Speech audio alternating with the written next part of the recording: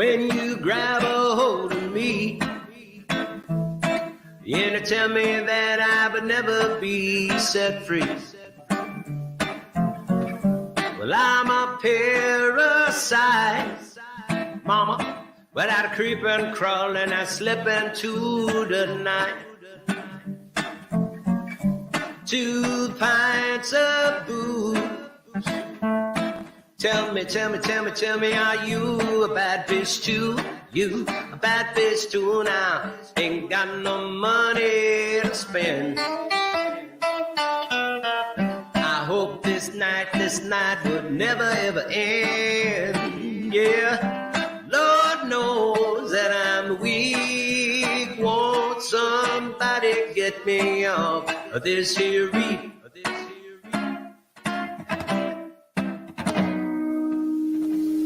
Well, baby, you're a big blue whale. Yes, I grabbed that reef when all the diving failed. I could swim, but I wish I never learned. I said the water's much too polluted with germs. But I dive deep when it's 10 feet overhead. Oh, and I grabbed that reef right underneath my bed. Underneath my bed, y'all. Ain't got no quarrels with God. I got no time to get old. No, no, no. Lord knows that I'm weak. Won't somebody...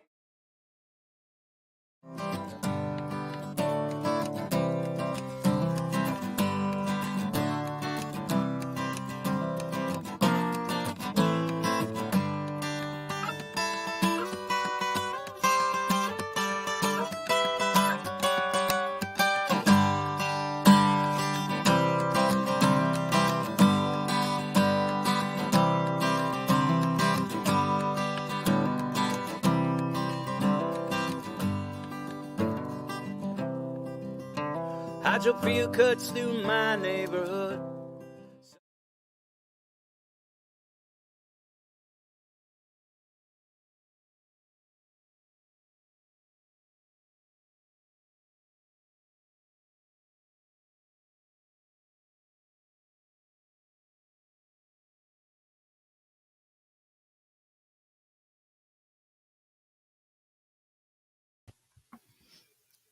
Hi, everybody. Welcome to our Ladies Sunday. I have the wonderful, this is Lucky, just in case you don't know who I am. I'm Lucky. Who's that? And and there's Steve, who's like, in the background. Howdy, everybody. That voice that you hear. I'll be singing backup vocals for Lucky and Elle. No. And here's the lovely Elle Latham, my co-host. How are you, Elle? Hello. Apparently, Steve's singing backup. I don't know. I don't know what you guys planned here, but I don't know. The Diana Ross spectacular, right? Oh no. Shit.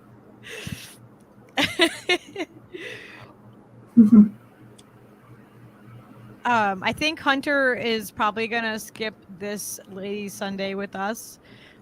She is, there's a lot going on at the combo couch house. She's she's relocating and doing stuff and all that sort of thing. Busy. How things been with you? Doing all right. This picture that is my avatar is something that I took. So I went using my 85mm lens that I just got in 2 days from the place that I bought it, which was really quick, like Amazon quick. So shout out to BH Photo for that. And then when I got it, I was like, okay, I'll use it on Saturday. And Saturday I went on a hike and I used it. And I ended up on a trail that I had no business being on, which goes very steep up these steps to hell. And then I was like, I'm in hell. Upward to And hell. Ooh. Ooh, that's I interesting. was just like, okay, this ends right at the beginning. And they're like, no, this keeps going. And I'm like, oh, okay, then I'm going to leave. I'm going to get the fuck out of here. And I'm I gonna got the fuck out of there. descend back to Earth. With the help of a kindly dude, he helped guide me down so that I wouldn't fall. That was my fear. It's not fear of heights necessarily. It's fear of falling because I've fallen quite a bit in my life. I'm very accident prone, and I've gotten hit by cars and stuff, and like back problems and shit. I'm like, I do not want more back trouble. So I was like, let me get the fuck out of here. I got some pictures on the thing. And then that was it. And I'm hoping that those were decent because if not, what was the point? But anyway, this was one of the pictures that I took. Has a little nice little flare in it, little lens flare. We love that. Yes. Yeah, I like the And the lens sun was flare. about to set. I like the balance of it too. It's the light and dark thing is freaking awesome. It's like yin, it's like a yin and yang. Yeah. It's very I very- tried to do that not on purpose, but I end up getting things. Okay. But no, like I end up trying different angles and then I get something like they're literally, I don't know if I want to say this, but I will, sure. There's an image that I took of the beach at Santa Monica again, and I took it to where it looked like, no joke, it looked like it could be part of one planet in space. So the way it looked with the sunset. Neat. And so I used that as the like cover art for a book that I wrote that you'll never know about, which was erotic fiction. So she's a book erotic, you guys. Come on. an erotic sci-fi comedy romance. What? Yeah. Damn. Like Mork and Mindy meets porn, or like what's the Like alien and human men, but it's called, I shouldn't say the name of it. I'm not saying the name of it because you'll find it. Fuck that. But it's about a guy who's stuck on Earth. He's the last guy. Robots have inhabited it and taken it over or whatever. All parts of it. He lives in Las Vegas, and then he's in the bathroom during the apocalypse, so he misses when everybody's exterminated. He survives, and then he meets a guy who ends up being an alien, and they fall in love, and then hilarity ensues. hilarity? And then it like sets up a sequel at the end. But I'm like, why? I'm not writing that. But okay. It seems so apocalyptic and kind of erotica. It seems so apocalyptic or post-apocalyptic, and then it kind of it is, and that's part of the title, but I'm not telling you what it is.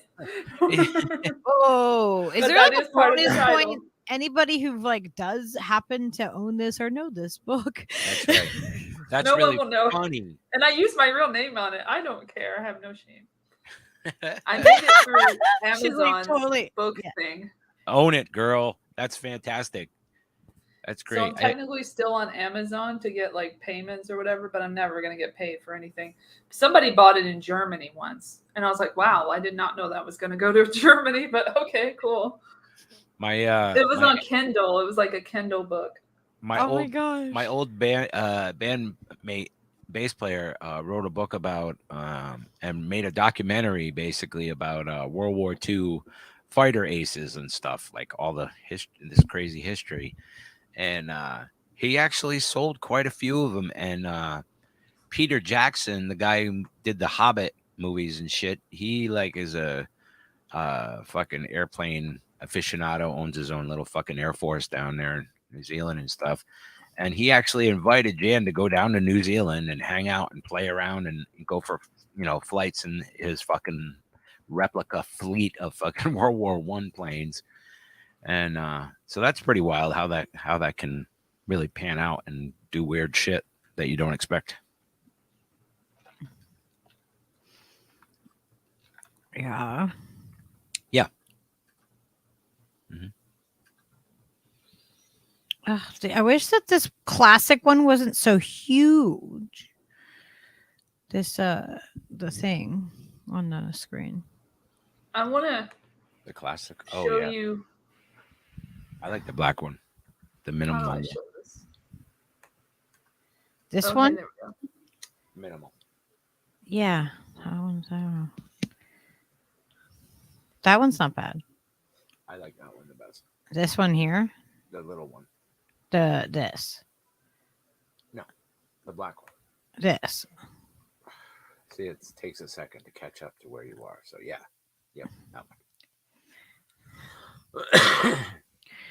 Oh yeah. Why do I not have a display name on here at all? Because it's just a period.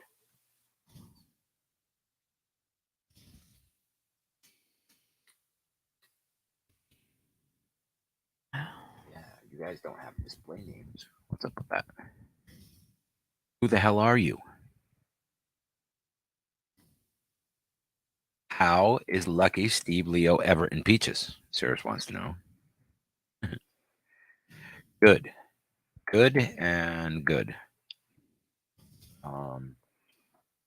Only left out like 2 animals, Cyrus. So I mean you're doing pretty good. Oh, 3. Yeah. But nice try. Thanks for playing the home game. I have the book. Oh, sorry. Oh no, go ahead. I have the book somewhere. I'm gonna see if I can find it so I can show the cover. Nice. Alex, you explain this fleshlight business. Yes, please. Like why? Please come on the mic and tell us. We'll send you the link. Tell us why it looks like a fleshlight and how exactly.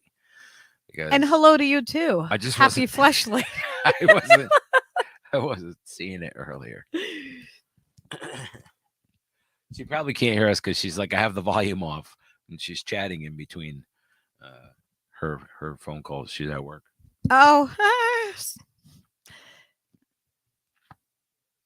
yeah. Let's see who else is in here. Who have we got? Everybody should, if you're comfortable, if you're chatters, check in with us if you're chatters and let us know how you're doing today.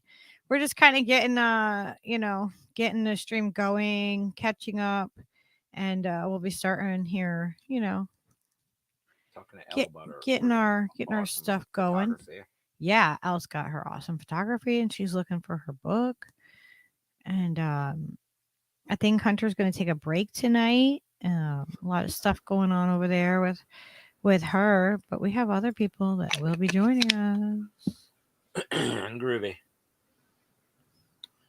Don't talk bad about my girlfriend, Alex, Popeye said. Is your girlfriend Alex? My boyfriend back, and you're gonna be in trouble. Kamshwari Kate.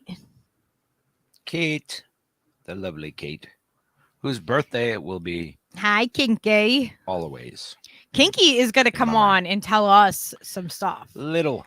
When do you want to do that, Kinky? Like, Snork Y2K. Nice to see you. Email Steve at stevecutlerlive@gmail.com and we can set something up. Or you can, you can DM us on any of our things. Me, mostly, Twitter. Twitter DM is probably the best. I don't really use Twitter, but I use their DMs. Lucky, I just sent you a link to see the cover art. Oh.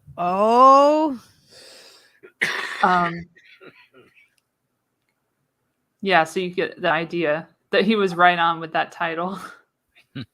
Oh my God. So you'll understand what I meant. Yes. And when you open it inside, it starts out like, whoa, like it's a dream sequence. And it's like, yep, that's what you're reading. So no kids. I hope no kids saw it, but they put it right they open it to the beginning of the book and then they go right in. And I'm like, dude, you do not want to go right into this book. You need to prepare yourself. Do not show any of the pages, please. I'm not trying to embarrass myself, but that's the cover. Yeah. But they will let you read some shit. And it's 99 cents. Everybody, I'm starting to see a theme here. Look at your avatar picture and the cover of the book, and I see a pattern forming. That's why I brought it up. I know. I was just teasing you because I knew that's why you brought it up. because it was the most, But do you see how it could be planet looking? Oh yeah, fully. Because people told me over and over again, I was like, okay, well, that's my cover then. I'm not going to pay for anyone else's art. Yeah, no, that's great. That's exactly Love it. That's freaking cool as shit. That is so great. So everybody, you can go buy a book. Don't buy it. Don't buy it. The L route. Unless you're wanna really. bunch You're of gonna like laughs. start getting all these people that are like, Bad information. you're so you're gonna like get all these little 50 cents. You're Like like, my no, I font? made a whole like $2, man. I showed that on Lucky. Oh my Lucky. Look what How about happened. that font though? That font was pretty good. I worked hard to find that font. I like those fonts. I used to do like Or spacey. I still do, but you know what I mean? Because we played so many shows and stuff, we'd make posters like for everything and all the time. And there's just like so many times I'm like, oh, I need that that modern alien font from the 80s. Where is that? I need I was like seeking out fonts very similar to that. I have a book on fonts actually, because I do tattoos. I found this book. It's from like the 1940s, and it's all like different fonts and stuff like that. But it's an actual book. It's not on the computer. So Jesus Yuka says, I don't think I'll make it to when it starts, but I identify as a sock because everyone calls me a Putin puppet if I say anything about Ukraine, Russia that isn't mainstream. oh my gosh, you're in the right place, Sid. Telling you. Oh man, to be a sock puppet for Putin. What's Jesus for dinner? should be wrenched. Wrench Jesus. Yeah, Jesus should be wrenched. Why is Jesus not wrenched? Or Jesus. Or Jesus, whichever one is. I did it. I did it. Applicable. Serious with the kitty in the picture. Okay, typeface. I apologize. I was bad. Bad writer. Font is not the correct term. It's actually typeface. Well, Yes. mine been actually, corrected. my book says font, I believe. Yeah, but that's from the days of typeset, and that's really funny because Popeye knows his fucking printing shit, and that's Now I'm gonna have to look at my book and find out. yeah. But it's just the difference in you know what I mean. A typeface font means it's displayed on the computer and not a 3-dimensional, stamp that you can print stuff on with. That's like gonna drive me crazy. I did get it from a computer though, so it was literally in a font. Yeah, I get it. Yeah. Whatever. it's like it's all mislabeled. You know what I mean to start with, because everybody calls it the wrong thing. Yeah. Don't blame me for the thing being called that. I got a new photo editor today, and I was able to watermark all my photos finally when I got the batch manipulation program. But it's called GIMP, and I never knew that GIMP was a thing that I could get for free. So I'm glad that I got that for free on my computer, on my Linux. Rules. That one rules. I've used that like with Photoshop and stuff in tandem, and for like forever, like as long as there's been a Photoshop, pretty much there's been a GIMP. Fuck Photoshop, by the way. Yeah, I said it. Yeah, fuck them. Fuck Adobe. Fuck them right in the eye. Fuck their cloud. I don't want a cloud. I use stupid fucking graphics programs now that are free web-based things that I don't even have to fucking, I don't have to fucking spend $900 for the entire fucking suite. I mean, I don't need all that shit. I don't need Audition. I have my own audio editing software. I'm not going to just get everything Adobe. That's weird. Yeah, and I mean, don't be weird, Adobe. Yeah, and Audacity is free, so I mean. Yeah, but also sucks. But that's another problem. Right. Well, it's got its issues. That's certain. But if you with my computer specifically, I don't know if it's just me or other people. Oh, it could. But I've had a lot of issues with this, like not black, but like gray square thing showing up on my screen out of nowhere, and I'm like, what? And I can't get rid of it, and then I can't even open the goddamn thing. It's so frustrating. But I go to Ocean Audio now for audio purposes. Yeah, there's a lot of like really versatile apps for your phone if you're mixing on your phone or even on the computer too. But they have like some crazy advanced stuff like actual Pro Tools things that you can do on your fucking iPhone, and they sound amazing. That's how Jesse Jet records himself, is with one of those. He Cool. uses his phone, and they sound great.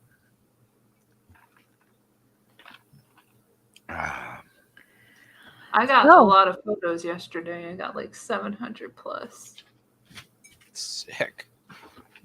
Yeah, that's why it took so long to manipulate them and add a watermark. And then I added the wrong size the first time because they do this thing where they show you the font. They show you what it looks like. Yep. But then it doesn't actually it's not even gonna look like that because it's at like 16 and that's like super small. So you have to go to like 100 to have it the right size. For me anyway, I don't do like the whole thing across the whole image. I don't do that shit. That's weird. So I don't do that. I just put it at the edge on the right side. Yeah, and Steve is supposed to be doing that on all of his stuff too. So you should make him do a watermark too. I gotta just do the batch thing with the folder and just put it on everything, so it'll be on everything. Like I don't understand. I have so many friggin'. I'm terrible at organizing my my graphics. There's just pages of fucking stuff that I've made, and it just racks up, and then and you're like, fuck, I got too much stuff. I grabbed a card because we haven't done one of our 4 agreements cards in a while, and this one's really pretty. We need like a terabyte or bigger hard drive just to fucking store everything, so in case. I have 2 terabytes. Yeah. All right, we're gonna do a card before we start, and that card says, "Be impeccable with your word. Enjoy heaven on earth." And then there's the back. It's really pretty. I like it with the rainbow. And it says, impeccability of the word can lead you to personal freedom, success, and abundance. You can attain the kingdom of the heaven from which one agreement. Be impeccable with your word. All right, let me read that one more time. Impeccability of your word can lead you to personal freedom, success, and abundance. You can attain the kingdom of heaven through this one agreement. Be impeccable with your word. I think it's really important. I think it's so important to, keep your word. Keep your word. What you say, like it used to be that. It used to be that your word was that was it. Your word was your bond. Word is bond, yo. And now it's not for everybody. And it's quite interesting how that card came out. Whew. I'd like to urge everyone in the chat, if you can, to share this out with your people and whatever, Yeah, and please, if you share it on Twitter, please hit the @Rockfin, tag them in it. We have been in contact with them, and we have some advocacy work happening, getting us over onto Rockfin. So we are currently petitioning them and trying to grow this channel so that we can make sure that we have a platform where we can speak the truth and do that without the censorship, because that is real. It's happening everywhere. Fuck censorship. Fuck censorship. Fuck it hard. And also, I want to remind everybody that Commander X, this is him right here, and he's got a little dog that looks just like little Leo. It's so cute. Yeah, but I mean, Zabby looks just like Leo. I mean, gosh, look at that face. Little Zab. So we will grab the link and we will make sure that everybody can get it. There's a special message that Slow News Day put out, requesting that anybody that can and is willing to get a letter to the judge for Commander X and help get him out. on time served. If anybody, if anybody is willing to put their name out there and put it, I'm already on the fucking list. I'm already on the fucking list. You got a list? Sign me up. I wrote him a letter, already. So, like they already know. We're already connected. So, if you guys can, please check that video out. We'll grab the link and we'll put it in here so everybody can do that. Really super important. Super, super important. What was I saying? Disinformer. I was trying to make an informer parody, but I can't figure out how to do that. Disinformer. Yeah. There. Perfect.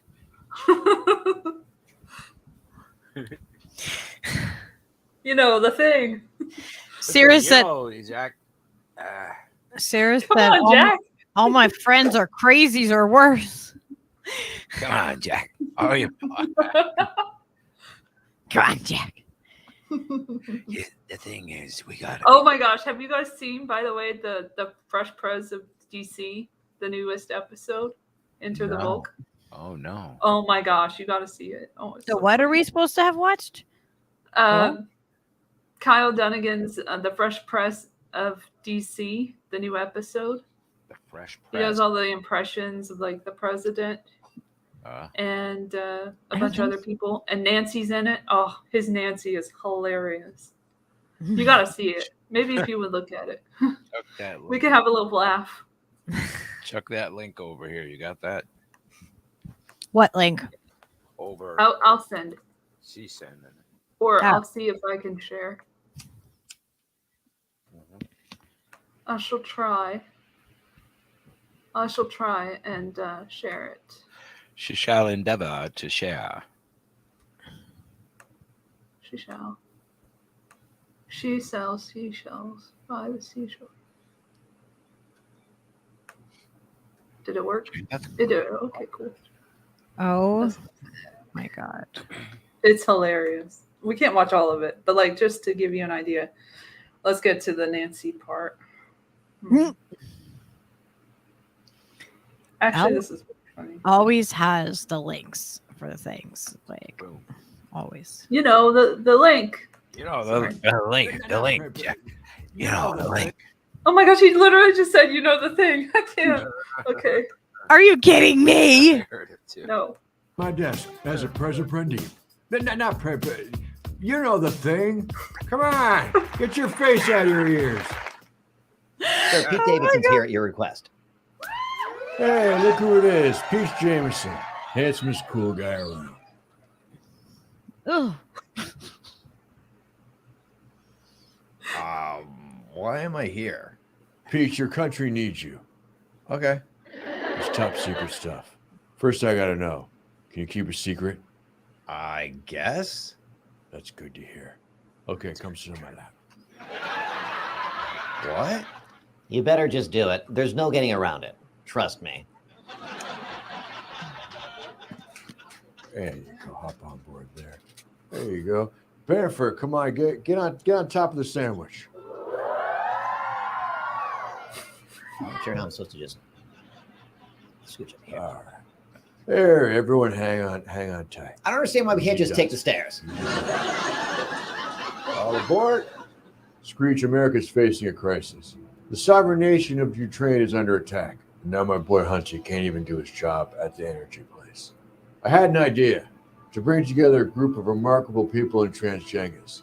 So when we needed them, they could fight the battles we never could.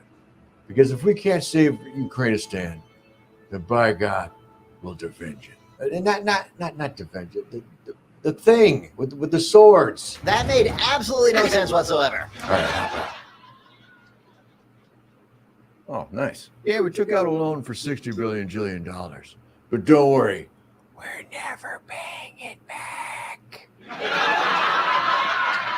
All right, let's meet the team. Movie scientist Jeff Goldblum. He's a master of knowing when things are about to go wrong and knows the science thing to say about it. God makes man, man makes bunker. Bunker is where we are. Mark Turducken from Face Pitch. He created a whole other universe. He'll also be our friendly alien robot for comic relief, like CPP Throw from Star Wars. I'm not a robot. I'm a human man. Alex Baldwin, a marksman. He has the power of firing a gun without even pulling the trigger, man. It's an honor to be here with you. Which is what I assume you're all thinking about being here with me. Caitlin Jenga. I may be a woman, but I've got the speed and strength of an elite male athlete. Plus, I got a bionic vagina, baby. Nancy Filoni, our clairvoyant. She can predict what stars will do before the common man. I just get a feeling, then I pass along. That just so to cringe. Like the faces are just awful. Like the it makes That's me the just point. Yeah, that's so cringe. Oh my god. Anyway, you gotta watch the whole thing. It's so fucking funny. Brilliant. Yeah, we will definitely watch that. Oh my gosh, it's so funny. His Nancy is hilarious. Like she just kept coming in. She looks like hell on Earth, so that's great. Yeah. She looks like she her like matched face the is wall. folding in on itself. It does. It looks like it's a book. Like it's like what? Is your face folding in, dude? Oh man. Yeah, like I mean, and that brings us right into what we're talking about. What a freaking Right? show. Exactly. So Thank you, Caitlin. I want to let everybody know tonight that we're not here as experts. We are not experts in anybody's particular identity or genders. We're not. I am exploring this, and as much as probably most people are, because it's a new thing that is. It's new, but it's not. It's a weird in between place when we are having the discussion about gender and identity. So, I don't know which one I should start with first. I don't think I should be in charge of that. What are you doing over there? I'm trying to fucking Okay. push this out. Oh, well, see, and John to Emily said, I'm a transgender woman. So that's awesome. You'll be able to probably give us some good insight. And because I feel like there's a larger piece missing. I feel like that we are indoctrinated. Like we are the first thing, like when you meet somebody, what's the first thing you say if they have a dog even or a baby, or like you don't assume they're, you know what I mean? Like it's like, oh, you have a boy or girl, or you had a boy or you had a girl. But I don't feel like it's such a simple, that's such an oversimplification and kind of like weird that we go right there and ask that. Like people, like when they see me with Leo, they'll be like, oh, is do you have a boy, or is it a boy or girl? And I'm like, I kind of go, well, I mean, I don't, not that it matters, but yeah, he's a boy, like, and it's like, and even when you go shopping for like the clothes for, your kid or your dog, everything is automatically based upon boy or girl, and we don't fit into those social, like I don't feel like we fit into that. I feel like, why the fuck can't a male wear fucking hot pink and wear a mini skirt if they want to? Who the fuck, like, why is that like something that is tied to like your gender? To me, that's more of an identity thing. What do you think of that, Elle? Like the difference between the two. I mean, Well, they're saying in the chat here, a couple of people said this is old news to them. Yeah, that's kind of the point that I like to bring up, is that I feel like there's an echo. Shit. no, I don't hear anything. Oh, okay. And human is all that matters. Yeah, it is. It is what matters. Well, yeah. We're not saying that your gender, that your identity should be based upon your gender or anything like that, though, either. Well, what I was saying is like many things, this has been a thing that's happened multiple times, that people have made this a big issue in the public and society when it really isn't. But it's a good divisive tactic that they use, like to pit people against each other and put them into groups. Look at the fact that it's like categories, you know, like, why am I echoing for myself? Weird. But LGBTQ itself is like a category that people are supposed to be put into.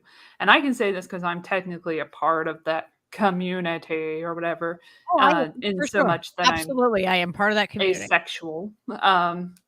So yeah, like they don't really say QIA anymore that much, but they have all these letters and all these segments of people that they've lumped together into a community that they galvanize against other communities of people, when we should all be part of the same community. That's how it should be. And like my thing about it too is that like it's like as soon as you're born, though, it's as soon as you're born, you are identified as either a boy or a girl, and it's like that's not like okay, like that outwardly you can be more than just one or the other, you know what I mean? It's not like it's a black or a white thing. Like there is so much more in that, but it's like it the problem that I see with it is that it's so narrowed down and so narrowly focused.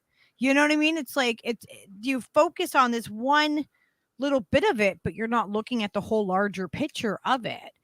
And then, also it evolves over time, not to interrupt you, but no, I agree with that.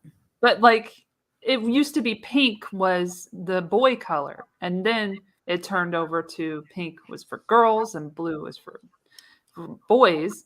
And then dudes, like little kids, little babies, little boys would wear dresses and then still wear something like a dress later on. And that was no big deal. And that was part of society. And they had like high heel shoes for the horses and stuff. Like this is all legit, like research that I've done. And, you know, they didn't care. It wasn't like you had to dress a certain way. And you see in like period pictures or whatever, that there are frilly, you know, things that men wear and stuff. That was a part of, hell, I was watching a reaction to Robin Hood Men in Tights. And that's an example. It was like men in tights was a thing. Like now it's for girls. Like it just evolves over time, and it just depends on how they want to market this stuff. It's all PR, it's all propaganda, really, and trying to sell shit. That's what it all comes down to. They try to sell shit and be like, this is for boys, this is for girls. Always let's about put everybody in dollar. groups. Yep. So I wanted to go over a couple of the things that I found. I found a couple different, like an article here that I thought, you know, I'm like, all right, well, this is interesting. And so this says that understanding gender identity and gender expression, the genderbread person. So there's an actual like whole thing. If I go down here, you can see it. There's like a whole thing, and they like it becomes so complicated. And I think that that's where things are getting mixed up here, is that people are taking a very complicated issue, as always, and trying to identify it down to one side or the other. So, like, this reminds me of like all of the major conflicts that we see as people, right? Like it's team sports. It's boy versus girl, or this, you know what I mean? Like it's just constant division among the people. And so let's see. It says, growing up, most of us were socialized to acknowledge that as far as biological sexual identity goes, there's only the binary, boy or girl.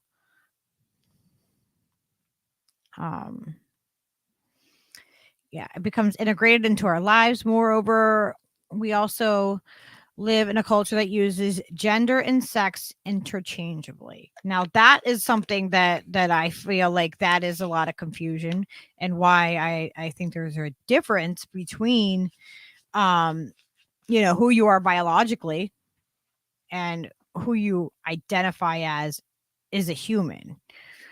And so let's see.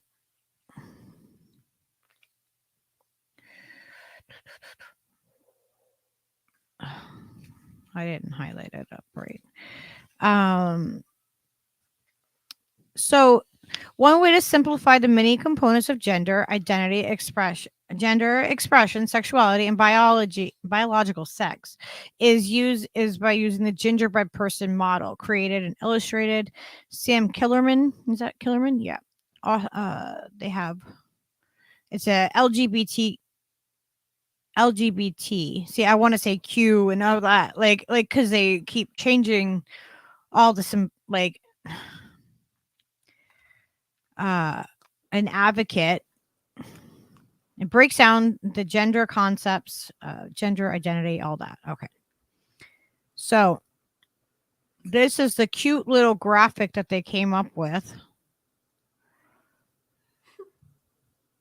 Yeah. So your gender identity, right here, it says, oh, see, well, let me highlight it. It's how you in your head think about yourself. It's the chemistry that it's like, what does it say? Composes you. Is that what it is? Composes you. Your hormone levels, how you interpret what that means. Okay. And then there's gender expression, biological sex, and sexual orientation. And so I feel like all of this is getting so intermixed and inter confused, and it's causing harm to people too. It's causing a lot of harm to people.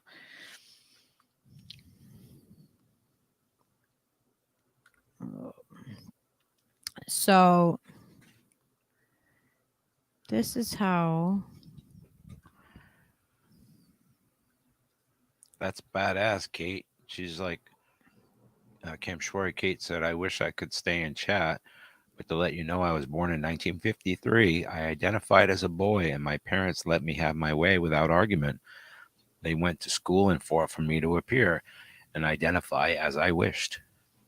Working right on. That's amazing. That's amazing. I would definitely love to have, talk with more about that, Kate. That's really amazing. So I feel like it's getting to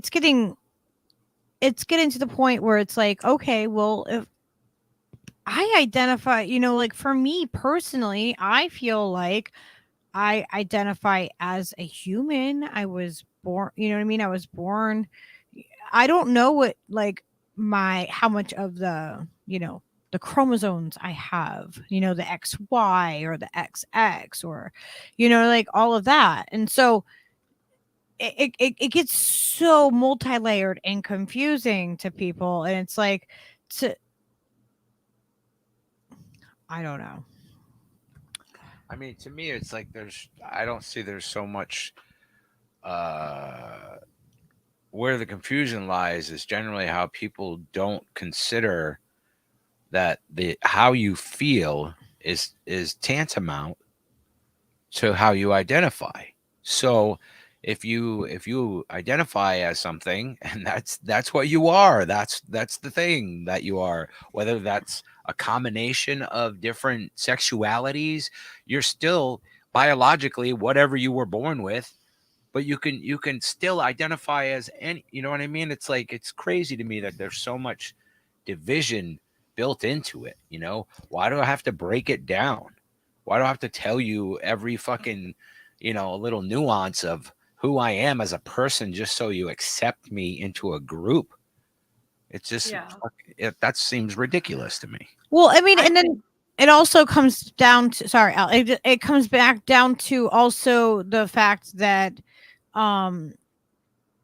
they're they're not. Well, it's not all provable things. Like you can go and get like the testing done to say like, look, I was, you know what I mean? Like this percentage, this I have these chromosomes. It just seems ridiculous to have to fucking define it so precisely for everyone else. You are who you are. You know how you are. You know who you are. That's you, right? Nobody else could be that person. So who the fuck are you to tell me how I identify and how I fit into a group? That's what I'm saying. I think it's used as a weapon against certain people, like in society, that it's another way that they can use language against people, in so much that they can say, well, you're offending this person by, referring to them as the wrong pronoun or what have you. Right. Like, instead of saying like, maybe everybody should just use they for every fucking thing, and then everybody can shut the fuck up. Yeah. Something simple like that.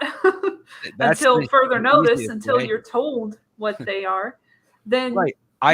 Yeah. it's just a way to just pit people against each other. Just another way that they divide us through these stupid fucking language things. Like, it shouldn't be compelled. There was a whole big debate about that speech should not be compelled. Like, you should not be compelled to respond a certain way to someone just because of how they identify in every situation. Right. And always put, whatever, like walking on eggshells not to offend people. Like, the problem is that life is offensive. Like, things are offensive in life. Yeah. And it's something that people... Not everybody's going to agree with you 100%. That's why we need to have these conversations. Exactly. They're definitely not going to agree with me on this. But, like, it's that everybody has to be an individual ultimately. Like, and once you put them into groups, then you can use them against other groups. Right. And that's what, George Carlin was talking about a lot, that he doesn't like people in groups. He likes them individually, because you can really understand them and really know them one-on-one. Right. But you can't know a group one-on-one. It's just, there's always going to be that divide. Yep. I agree with that. I was saying that earlier, that I thought that was the main thing about everybody being woke. The most offensive part of it is being, scolded like you're a fucking jackass because you don't know the proper pronoun or whatever, when in fact it should just prompt a conversation. If that person wants to tell you about themselves and explain to you who the fuck they are, that should be good enough. That you should have a conversation. It shouldn't be like this condescending thing. No, it shouldn't be. Like when Skylar was a baby, okay, my daughter's 18. When she was a baby, I dressed her in whatever the fuck I thought she would look fucking cute in. People did not know what to fucking do with her, or like how to, like, they would be like, oh, is that a boy? Like, they don't know how to, like, they had to like figure out a way to say, did you have a boy or a girl? And I would say, oh, well, not like it matters, but she, you know what I mean? Like, because I identified her as a she, and like how much of that is we put on our children. And then, like, so the indoctrinated parents, like, say, it's like, okay, well, I have a child, so I'm like, oh, well, all the clothes that are, for little girls are pink and blue, and are pink and purple, and like, blues and greens and all that are the boy colors. And it's like, it's forced down our throats. We don't get to pick what colors. Mm-hmm. Like, we get to pick from a selection of what, you know what I mean? And like everything from the time that you are born you are indoctrinated with it. Like, you're geared towards only boy. It's weird if girls like the trucks or the, you know what I mean? Like, it is those gender roles. Stupid. We literally do this to ourselves, and then we argue about what we're doing to ourselves. And like everything. To me, it's like we need to break that fucking cycle, and we need to talk about this, because boys, we used to wear fucking dresses. Dresses are sometimes comfortable, right? Like, and now how many people who say like, so John to Emily, I don't know, do you prefer to be called Emily? That's what I usually call you with all of my friends. I always call them by the preferred name of, the gender that they have transitioned to. I have had a lot of friends. So I want to use your preferred. I will do that with anybody. I want to use whatever anybody prefers to be called. Like Right. But That was that point I was making about the condescending nature, right? That you get told that you're fucking a jackass if you get it wrong. You know what I mean? It shouldn't be. You should be initiation of a conversation, asking what they prefer. It's like, how else are you supposed to know? Hang on. Well, this is what I was trying. This is what like really, really has kind of sparked something in me. Is how many little kids are like, I identify as a girl. What makes them identify as a girl? What makes a girl? What makes a fucking boy? That's exactly capitalism has decided the fucking bullshit for us. Right. So that's the thing about transitioning. That power back. We need to take that power back. What, Steve? I just heard Elle saying something at the same time. Sorry, I was going to say, yes, exactly. Nothing is binary, but all the choices that you're given from the day you're born is binary. Isn't that funny? But when transitioning, like a lot of people have gone through. Hello. A lot of work to get from A to B, from the first gender to the second gender of their lives, which would be what they identify as. So they go through all this work, a lot of people, and some people will view others in the same category as not working as hard or not passing is the term they use. Because they didn't go all the way with their transition to make themselves as girly as possible. But exactly what you were saying, like what makes a girl? What is a feminine characteristic versus a masculine characteristic? And how much of that is conditioning from when we're born, when we're told what to look like and what to achieve in terms of our looks. What do you think about that? Yeah. Sorry, I didn't know you weren't done with your thought. No, I just, that was just my point, is that like it's also binary even in that world. Like you're a girl if you look like this, you're a guy if you look like that. And it's really nothing like that. Hell, there are a lot of girls who don't look like girls at all. What you expect a girl to look like entirely. They don't wear makeup, whatever the fuck. I dated some. Yes. I dated some absolute butch. They're no less girl than anyone else. They just look different. What makes them a girl, though? Or you know what I mean? Like, it's weird. It's weird. It's just a system of division, like you said. Hi, Noli.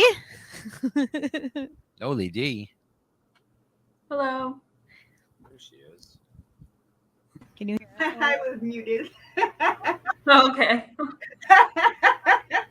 I did bring you in. Talking so much shit. She's probably like cursing. She's like cursing at me. Shut up, Lucky. trying to talk. My person that's in that prison just canceled on me. I don't know why. I'm thinking because he's doing it on the slide with the cell phone, and so I don't know. They're doing something's going on there at the prison. So I'm not doing that tonight. Right on. Well, thanks for joining us. Yeah. I'm so glad to have you here. Yeah, I've been here for a minute. Huh? I've been here for a minute.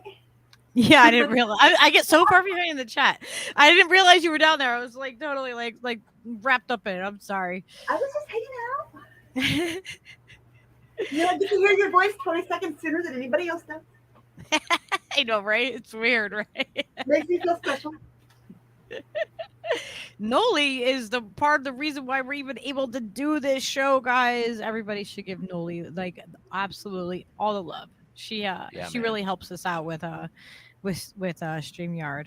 We like to do that with everybody. Like everybody go subscribe to everybody. Mm-hmm. Yeah, Noli D has a channel. You can trust them. They all have wrenches. Just go ahead and That's hilarious because everyone in my live feed, they get wrenches too. I don't think I trust, but maybe two of them. Steve doesn't speak for all of us. But nobody can shut anybody down that way. Yeah. And I don't have I love the sharing. The sharing aspect of it is fucking balls. I like that. So it's nice for people to be able to fucking put up a link or information, like phone numbers, locations. Yeah. Yeah, definitely. Oz love fave. Brother. So Oz. what do you think about how, as soon as we're born, we're given these like this social construct, this like, either you're pink or blue, decide, like it's well, if you're talking about like for the rest of your life too, it's like, I mean, I get it. You got to fucking call it something. But I guess, I don't think that we need labels, but then again, everything kind of needs a label, or how am I going to tell you that it's that chick over there, not that dude over there? That, yeah, we have to have neutral, or different wordage, like I guess. me, in my on my Twitter, it says, as far as, what my pronoun is, you can just call me Noli. Yeah. That fucking works. Because Yeah, there is that's a what I'm man inside of this chick who can outwork and outrope and outride almost any dude I've ever met in my whole life. Keep it simple. I like it. I am who I am. You know what I mean? I don't know if I have more. I have the, was born genetically, like they labeled me as a female. I mean, like literally the doctor like delivers you and says, okay, you either have a, you have a vagina. You have a vagina, you have a penis, or you have both, or whatever is happening. And that becomes who you are for like the rest of your life. It's like you get your little like, your stamp on you, and that's what you are. I like the neutral thing. Like Jesus Yucca said, I got this shit down. Always go for they or them. High chance you will calm them down without guessing or understanding anything. It's just people tired of expressing a gender, in my view. So just go neutral. Fuck yeah. I said that before. They, them for everything. Fuck yeah. I like Noli's idea too. Just, you fucking I'm or the name. Yeah, that's so much easier. Yeah. Shouldn't have to be explained any Stever further. is quite a musician. There you go. Right. You should listen to Stever play. Stever is very good at playing music. See? Like I wanted to that like works. I mean it comes down to even like your dog. When I go and like if I go to look up something for Leo, I have to go and usually they don't just have like dog clothes. Like they don't just have like a selection of like, clothes. And I get like why like sometimes with the clothes, men and women typically in the two genders that we have, they're shaped differently, but that doesn't go for everybody. You know what I mean? It's like a blanket statement. You're either this or you're that. And I don't like it. I really, and I get where, like we were having a conversation with Skyla earlier, and she's 18. So she's in a younger thing. And she's like, my generation gets a bad rap because people want to talk about, how, the new generations are doing this and this. And she's like, we're trying to do better. We're trying to make things better for people. And I'm like, yeah. And I looked at her and I'm like, yeah, but I feel like we, as the older generation, a lot of times we feel like, fuck, man, like there's just so much, you know what I mean? Like it's just so much all the time. And I see both sides of it. Because I want the same kind of like change where everybody's accepted and everybody, you know what I mean? But at the same time, they're identifying so many more things. You know what I mean? Like me, I'm like, I want something that's between the two. You know what I mean? Like where it's not just two categories, because we don't fit in two different categories. It doesn't work that way, right? But we also having 1,000 categories and having to identify what category you are within that, and then the subcategories that go on from there. You can like, are you fucking kidding me? It gets super convoluted. It gets so complex. Too short for that. Saying you're a human and your first name or whatever fucking The nickname more you do like, this that's category thing, perfect. the more you're fucking separating people from each other instead of Exactly. putting them together. And I think that's kind of stupid. Yeah. And then also this goes into the transhumanist agenda in a sense, in that that's what their ultimate goal, the people who are putting all these categories out there and all these groups and everything, their ultimate goal is to make us very binary and pretty Right. much computers. Right. And AI will take over, and then it won't matter what gender they are, because that won't even exist. But Yeah. that's part of the plan as well in the advertising of these issues and stuff, and how it's put out to the public. How they pump it And I through don't the think it's just media the day and night. patriarchy either, because there's females involved in this shit too, like at the top. So it's they're not the ones, definitely not in charge or anything, but they are used to an extent to help put out these narratives, which are very divisive in their applications in most situations. So what do we do? You know what I mean? What do we do to bring this together, so we're not constantly having to like overly have a larger conversation about something being way too complicated or way too oversimplified? I don't know. I think the simplest way is like Ask you guys, their name, they like or Popeye them, said. and get on with it. Yeah, and we can agree on that, like for us, but for a larger, like the larger bit of society, how do we find a gentle way to like point out to people like that you're doing those things?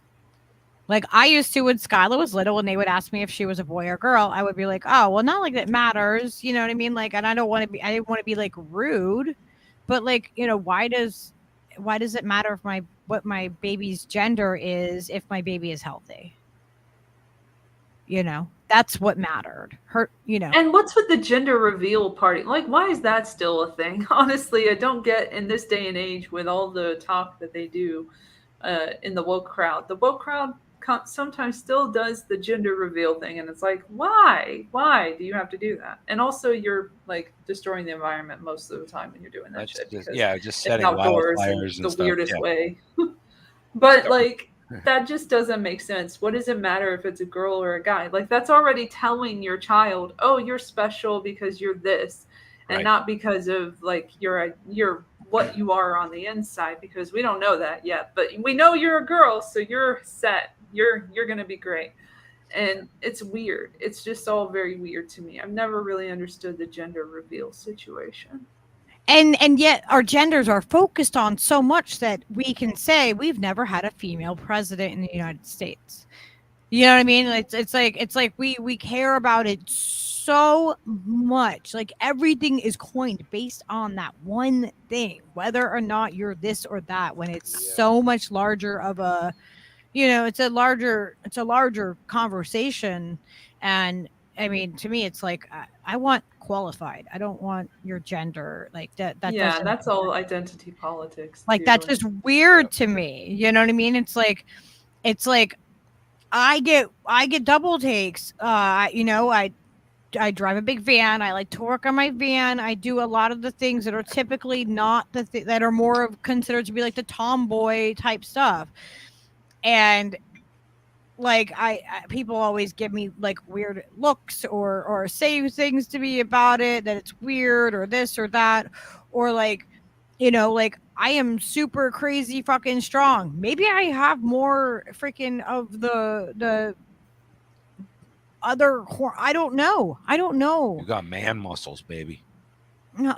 Oh no, I don't. Yeah. I have lucky Come on, muscles. I'm the guy. I have to say something fucking stupid. It's the rule. I know, and then there's that, Dude, I fucking love you. You're great. Should be the exception, not the rule. I like to think I'm both.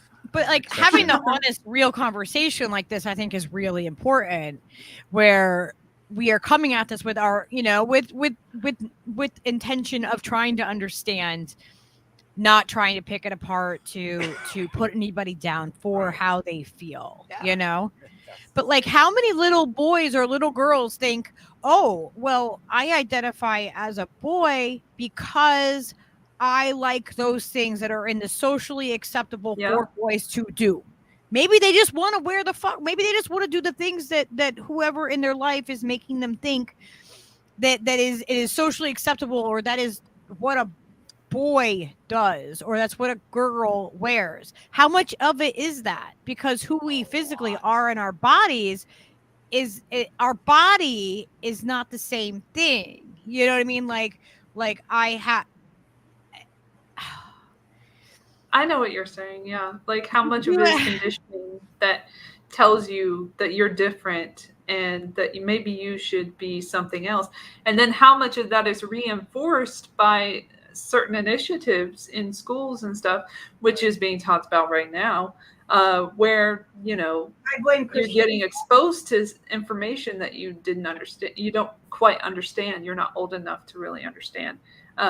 Or capable of understanding it, but then you have that in your head. Like they're sponges, right? The kids, so they get it in their heads, and then later on they kind of start to think, wait, maybe I'm like this, when who knows if all along they didn't have the dysphoria that they're supposed to have in that situation, and that it was just conditioning the entire time. Who knows? There are a lot of situations where that happens too, where people do end up detransitioning, and it's very difficult for them.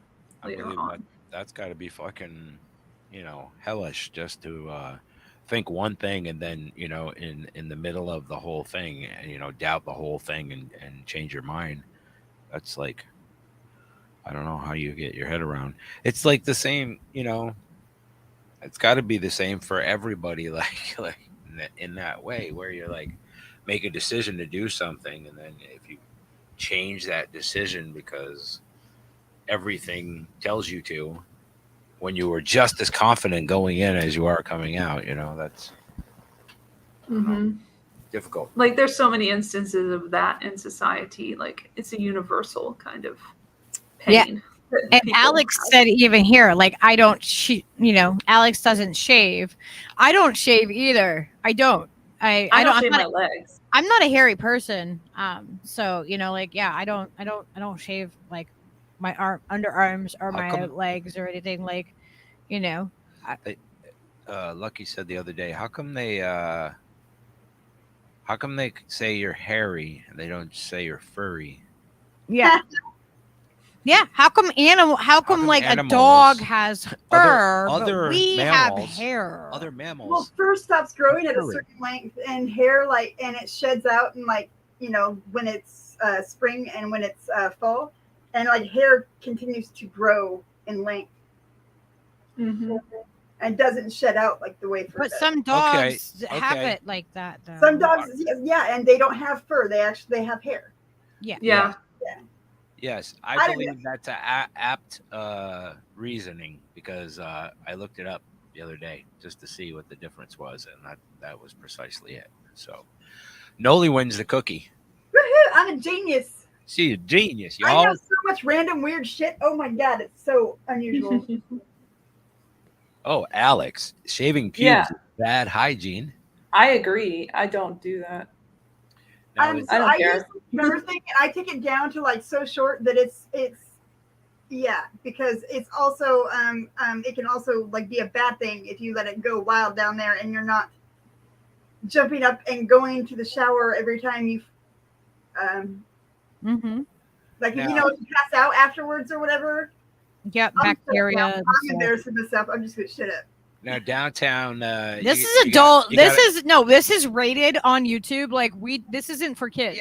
Kids, you have to click a thing in order to be able to come onto the Lucky Burrito. Like you have to click that you're an adult. Like this is not a kids program.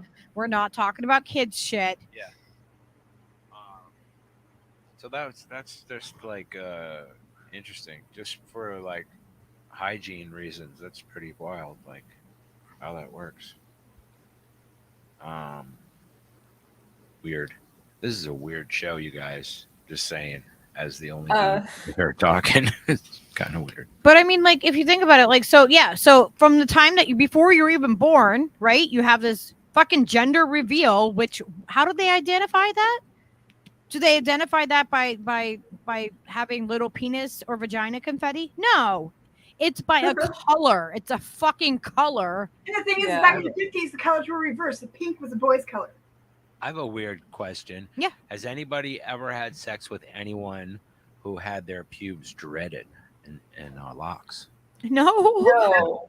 I tattooed a guy's balls though. That's a very weird question, right? We know. I've never had sex. I'm gonna blame it on can't Susie relate. Fairfield because she's the one who said dreaded pubes, and I thought that. Oh, you lie. I'm not lying. I'm non-sexual. I don't like asexual because I can't reproduce by myself. So I go from the biological definition. But, That's what Skyla non-sexual identifies is what that I way. Yeah, she and identifies. non-religious, non-sexual. There's just no drive. No. Nothing there. Yeah. Skyla's the same way. Oh, honey, I'm sorry. It's fine. Like, it's a spectator sport for you me. can't miss something that you've never had. It's a spectator sport. Oh my God, Al. That's what I used to say at open mics when I talked about it. And That's I'm a fucking vegan virgin, so I don't eat meat. And I'm a vegan. I eat any aspect of the word. You don't eat meat. Man. That is And I'm a vegan. Get it? Yeah. I used to be a vaginitarian, so I don't know. Yeah, that's wild. Vegetarian. We've changed it. Oh, vegetarian. Yeah. Come on now. Vegetarian. Get the right category. Well, Emily, we accept you here, though. I thought you guys were woke. I'm sorry that your sister doesn't, but we I accept accept you. everyone. Yeah, we I love accept everyone. Yes. Except war criminals. And I agree. You Like know. Mr. Rogers said, I love what is it? I love you just the way you are. Or I like you just the way you are. That's how I feel about people, you know. Just, you know, as long as people, you know, I mean, I don't love just everybody, you know what I mean? But it's, you know, I love people. I love them until they, you know, show their true selves. If their true self is trash, then I don't love them anymore. Yes. that's But we generally don't judge you works based out. upon any of that. No. Like if that's what I mean. If I'm not a doctor or a gynecologist. Let me just No. first. Yeah, And we're not doctors here. If you don't have intercourse for 15 plus years, does your hymen grow back? Anybody? Girls? Ladies? I don't think so. I don't know. That hymen thing is a myth. Anyway. Yeah. I don't know. Allegedly. That's what I think. I don't know. That's a little bit different. That's more anatomy than anything, though. Who's the anatomy? Yeah. No, we're not. Steve, I don't know. Like, I don't know why you're even asking that. That's weird. I didn't ask it. Susie Fairfield asked it. Oh. Well, it was weird coming from you, Steve, randomly. Out of context, I'm kind of like, why the fuck are you asking Damn this, it, Steve? Susie. He's like, you got me in trouble. Hello, Chris. Oh my God. She's like, it was a joke. Oh dear. It's okay. Oh man. Jokes are still illegal. At the Jokes moment. are still legal. You can joke. They're not too offensive now, Well, but you have to really skate. one's about hymen. You know that those are kind of frowned upon, I guess. You guys don't know what my gaming name is? What? My gaming name? What is your gaming name? It's Crotch and Hyman. Crotch and hymen. Nice. That Hidden fucking dragon. landed. Hell yeah. All right. People always think I'm a dude pretending to be a chick. I think it's hilarious. Really? Yeah. See, that's what used to be great about the internet is you didn't know if somebody was boy or girl, whatever the fuck. And now it's like everybody wants to, not everybody, I shouldn't say that, but like a lot of people just want to throw in your face what they are before they even have a conversation with you in their bio. And it's like, this isn't Tinder. I don't need to know who you I what don't you care. are. My Yeah. best friend, I thought she was an old man for like the first 6 months I was talking to her online. I thought she was an old man. Bitched like an old man. And the things she bitched about was like old man bitchy things. That's so funny. Yeah, see, I love it's old like, man energy. and your sexual identity is often different from our gender. Absolutely. Right? Like we tend to like compartmentalize things to the point of like where it's like it's like everyone wants just to have a simple fucking answer as to, you know what I mean? Like, and it's like, we're humans. We're fucking goddamn complicated. We're fucking complicated. There's a reason why it's like you are a unique human, because nobody's had your same life experiences. Nobody's had the exact same things you are. Even if they are a twin to you, they still have not had exactly the same feeling and life experience. There is not going to be two people that are identical. Like there's no possibility in that. In you know, like with your environment and everything else that you know. So it's like we need to stop microscopically focusing on that on each other. But I mean, I think about, why do they do that, right? And then so it goes into like even into school and stuff, right? You have the girls' room and the boys' room in school. At home, you use the same bathroom. But once exactly. I like. But once you get to school, it's like a totally different thing. You are girls this way, boys this way. Right. And then right now we're even doing a ladies' Sunday. And it's like I'm dividing us by that, and I'm talking about this. But it is what are we, hypocrites? Damn it. Well, I don't know. I like the wild card. That way it could be anybody. I just think that there's not enough of females, as much as you can identify as, you know, a female in this sphere. Like, I feel like we are definitely overrun by more, you know, by men in the traditional sense of it. Like, content creation is pretty much a sausage fest, y'all. You know, unless you're like a 21-year-old blonde fucking fitness guru or something. You're not gonna like. It's weird, but that's how it is. Oz is asking, does somebody need an old man? He's asking for an old man. Oh, I always need an Oz. We love the Oz, man. I love Beauty and the Boomer. Shout out to Beauty and the Boomer. Yes, yeah. I introduced Elle over to Oz to Roar Media, and really got her over there watching it, and she loves it. I love the graphics so much. I can't say enough about those cute little graphics. She does. She's like, "You're so cute. Look at them. They're so cute." Pretty great. I appreciate all the hard work you put into that show. Yeah.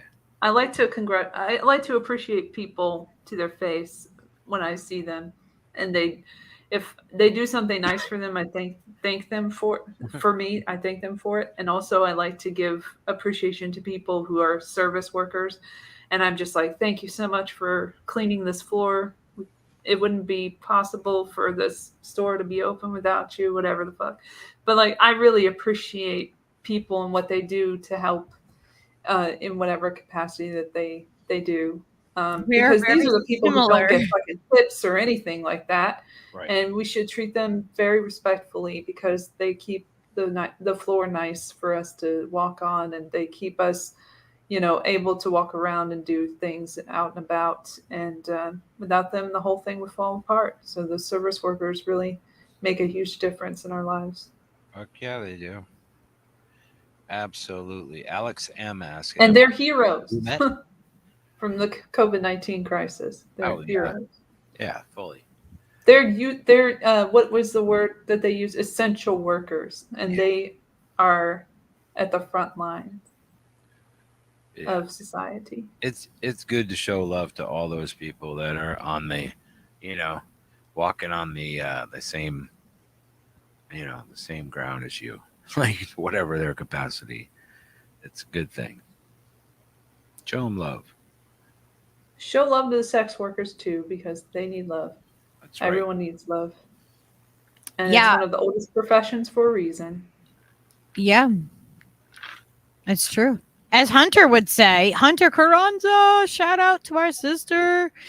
She's doing some moving stuff, and Combo Couch House is doing some stuff and happenings and all of that. So she's not here with us tonight, but she always says that if prostitution was legal, then you would see so many things like, go down, like crimes go down and things go down if people just stopped with that. Like, and probably less child trafficking, I would hope. So if women were able to do the profession, maybe they wouldn't get so many children involved. I would hope.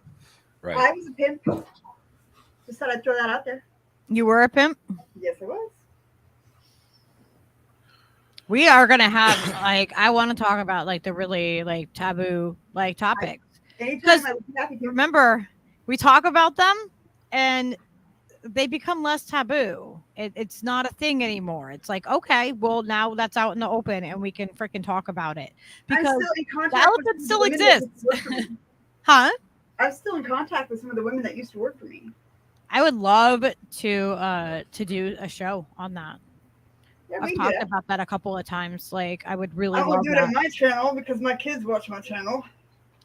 Well, yeah, we can do it here. They know about it. They know about it. I don't want you guys to think that my kids don't. I don't lie to my kids. My kids know fucking everything. But it's not like I want to rub it in their face or make it to where their friends can see fucking what their mom, Look at what your mom used to do for her fucking living. I think that's a really interesting conversation to talk about.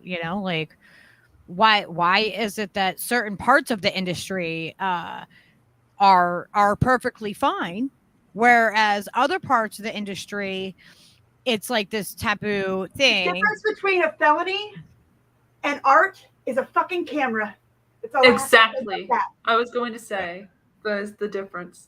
Literally the only difference. Yep. Not so much the camera, because you could tape it for other reasons, but broadcasting it somewhere on a tape or some form of media or new media, then yes, that would be the difference. It's literally that simple. Susie said, Steve, I'm tripping. What's your excuse, Stever?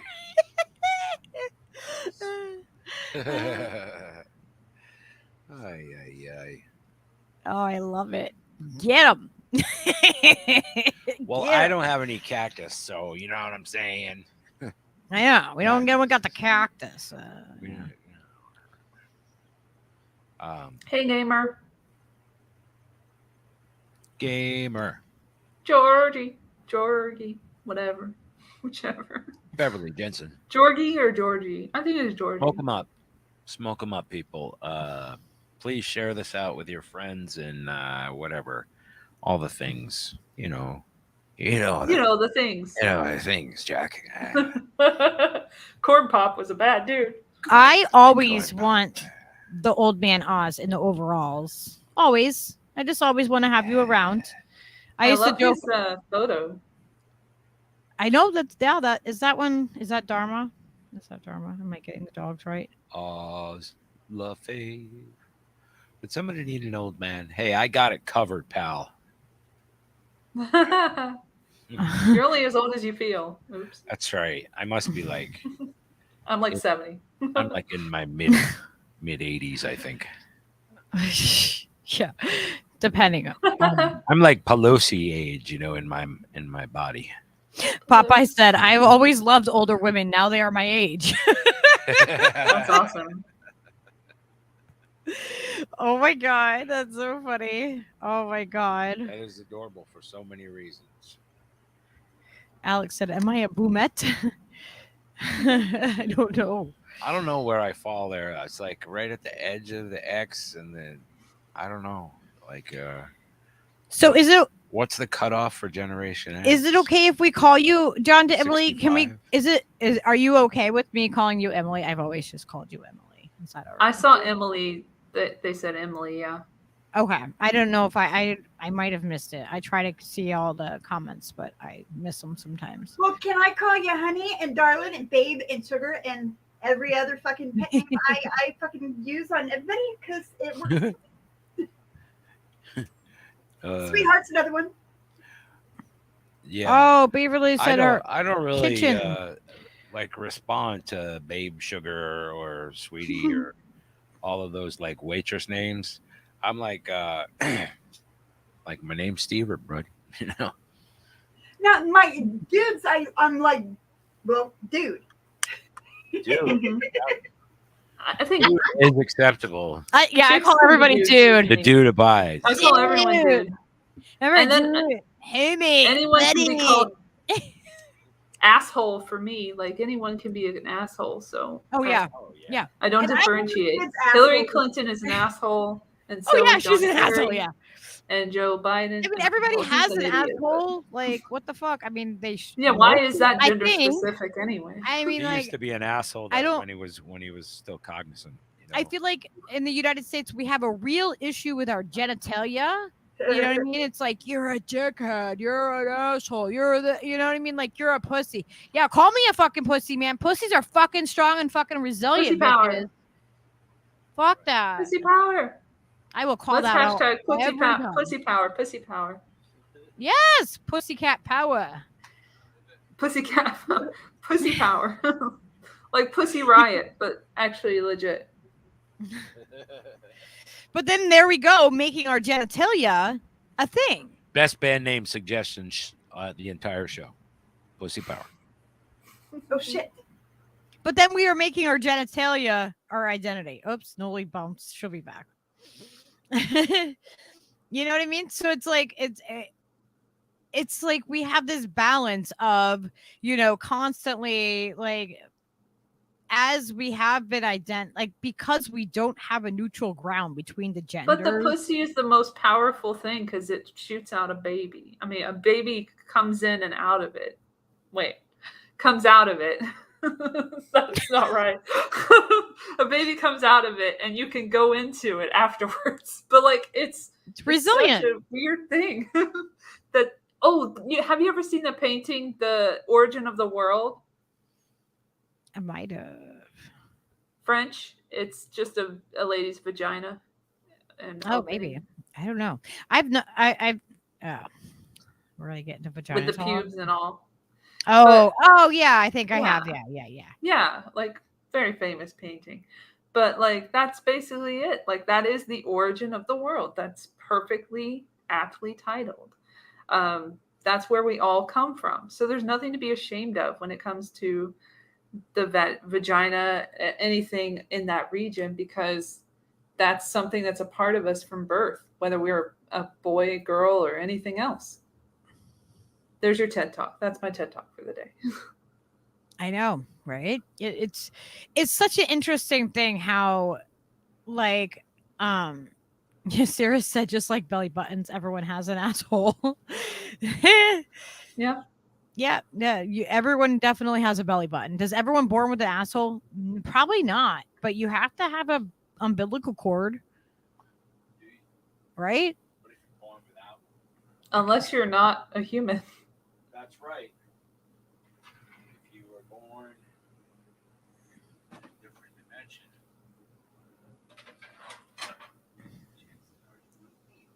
Popeye, is that a compliment? What a cock, or is that a bad thing? What? The latest comment. Oh.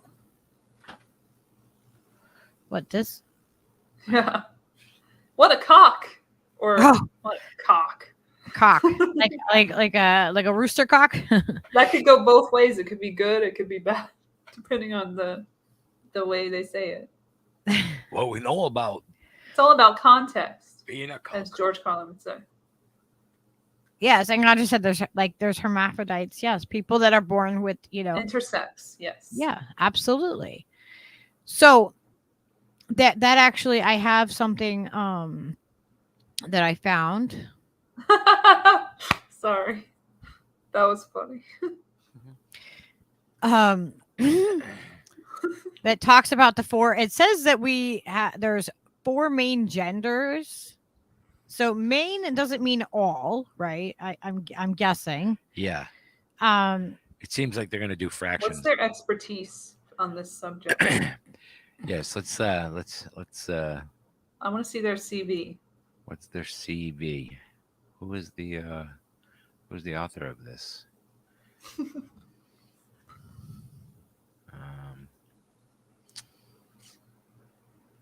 Where do I find it? What do I have to go to their about us? Yeah, probably. I want to see their funding, most importantly. Yeah. That's how I look at everything. I'm like, who funds this website before I read anything? I'm too into this shit. Blog chatter. It's a blog. It's okay. I could write a blog. Okay. Who's behind the blog chatter? And the chatter that is involved. Yeah, there's absolutely no information there at all. Let's see. Well, I just wanted to see what these guys. I just wanted to see what their opinion. It wasn't like. Yeah, you should do it anyway. I'm sorry, I got us into. It looked funny. The weeds. To me. I'm gonna nosh a little anyway. Continue. So. Okay. What are the 4 main genders? Please explain. So they say that there's a feminine gender, a masculine gender, a neuter gender, and a common gender. Ouch. The feminine gender denotes the female subtype that can include a girl, a mother, a hen, woman, queen, etc. Hen, woman, queen. A masculine gender, which is like a boy, a man, a father, a bull. That's interesting. Neuter is not male or female, so it's such as a chair, a town, a book, etc. And then common, which is something like a teacher, a parent, relative, cousin. That doesn't.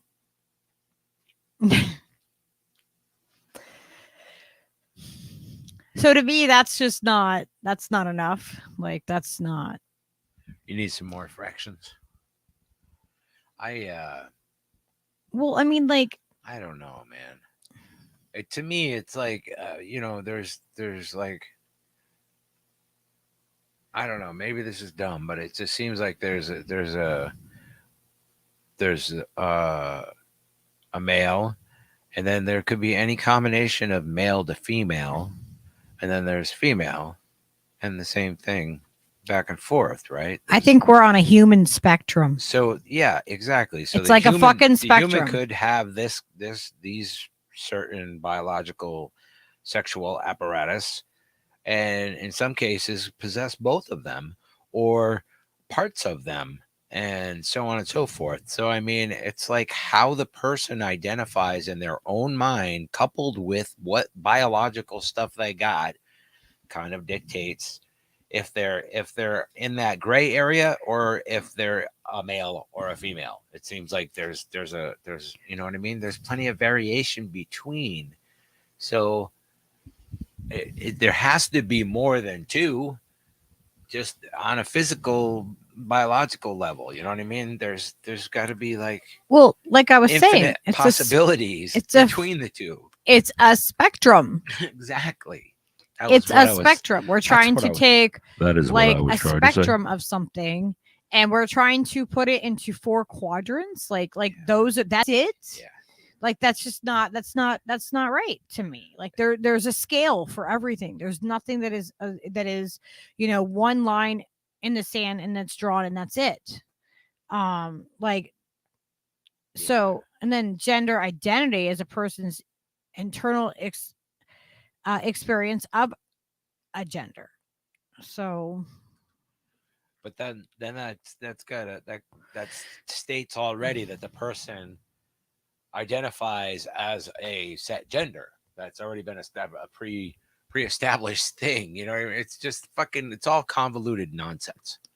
So I'm trying to read off of this thing here, though. Like this, I just wanted to show what some of the information was that we can get out there just looking for it, like not citing our sources, not doing all that. Let's just see what these guys say. And to me, I'm already in this and I say, I don't agree with all of this. And this is where we get so much, this is why we need to not have censorship. This is why we need to have, I don't know what the fuck I just did. Have a larger conversation about what really is happening and what really does matter, because it's not just like a black and white thing where it's like, okay, let me look this up. And I don't want to say that these people are having, misinformation or disinformation, because I don't think that that's right.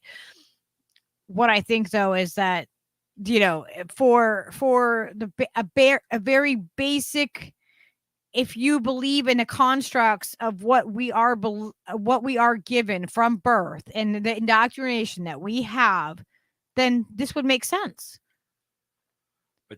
But we're questioning the larger picture of it, and it doesn't make sense. And I think that's why. I want to be clear about that. I don't think that the way people feel about how they feel about being who they are or what their sexuality is, whatever that may be, that I'm saying that they're a bunch of convoluted nonsense. I'm saying that trying to measure that in like simple terms is preposterous and futile in fact, because it's all based on indoctrinations, accepting the indoctrination that you get from birth and accepting certain boundaries and that binary division of male and female.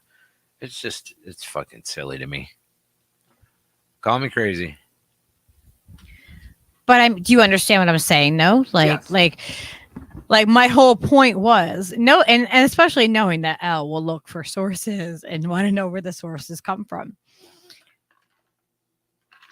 Like that was exactly what I figured that Elle would do, and that I knew, from the perspective of somebody that is not questioning things critically, they would just read this and say, okay, well, then that makes sense. And it would make sense to their brain if you believe in the indoctrination that, the girls wear a particular color and act a certain way and are interested in certain things because of who they are. Okay, I'm back. Okay. I heard everything. Okay. I was just eating a little bit. Not my big dinner. I already ate that before the show, but I just had to eat again for the end of the night. Had a muffin, 2 muffins, mini muffins. You're so cute. And a slice of fake cheese. Cheap fake cheese. That's from wild. Aldi. Cheap fake cheese. Ew. Popeye knows everybody. He's like, It wasn't bad. It's not bad. It's cheddar flavored, sort of, kind of. As close as they can get. Beverly Jensen. But it was a slice, so it was like 70 calories. So I just ate like 280 calories. Exciting stuff. I mean, Anyway, yeah. And at the same time, with all of this conversation, there are differences between a male and a female in the construct of the fact that I have the organs in my body to reproduce and make a child and feed that child with the parts of someone else. So it's like in the very basic sense of the word, you know what I mean? I am biologically, I was born with the right parts to produce on and grow the baby in this way. Right? someone just assumed I had kids on Twitter, and I felt so offended. It was like, ew, why would I do that? Sorry. Like, I almost wanted to be like, ew, no. But I just responded, I don't have children, thank goodness. But keep judging others on the internet seems like a great way to pass the time. Because they also called me Becky. This is to a thread that I did. Becky, what does that mean? Is that a thing? Is that like It's a white person slur or whatever. I don't know. White woman slur or whatever. I thought that was a Karen. Yeah, they have two apparently. So, so Peter Dow had this stupid ass post, and I kind of poked holes in it. For 2 years, my teenager has avoided a single virus by wearing masks, social distancing, and getting vaccinated plus boosted. 1 week after schools lifted mask mandates, they've got a virus, waiting on a COVID test.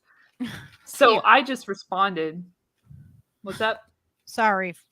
Bonkers is getting into something. He's making noise. Sorry. Okay. He's going bonkers. I just responded. Living up to his name. Sorry. This literally makes no sense. They can still wear a mask if they want. There's nothing preventing them from doing so. Are you suggesting that other students not wearing a mask are to blame for them getting sick? Or are you saying they stopped wearing one and got sick? He never responds because he's not one to do that. And then somebody comes in and says something. And I said, it comes down to mind your own business. It's that simple. If everyone just minded their own business, the world would be infinitely better. And Cassie comes in and says, they put their business out there, though. Like, they put it out there for comment. Well, yeah, that's why somebody came at me. Someone came at me and they said, yes, here your dumbass is not taking your own advice. And I had to respond, you can still question people while minding your own business, especially when they don't make sense. And also when they're on the internet trying to get your attention. And then they said, amazing lack of self-awareness. And then I said, I literally questioned someone who is not minding their own business and complaining about mask mandates being lifted. I'm aware of that and will continue to question propped up figures preaching about mandates. Thank you. And then someone else chimed in, as they do, and gave me a weird meme I don't really understand, where it's like, I guess they're saying the same thing, like somebody pointing at an image of themselves in a mirror.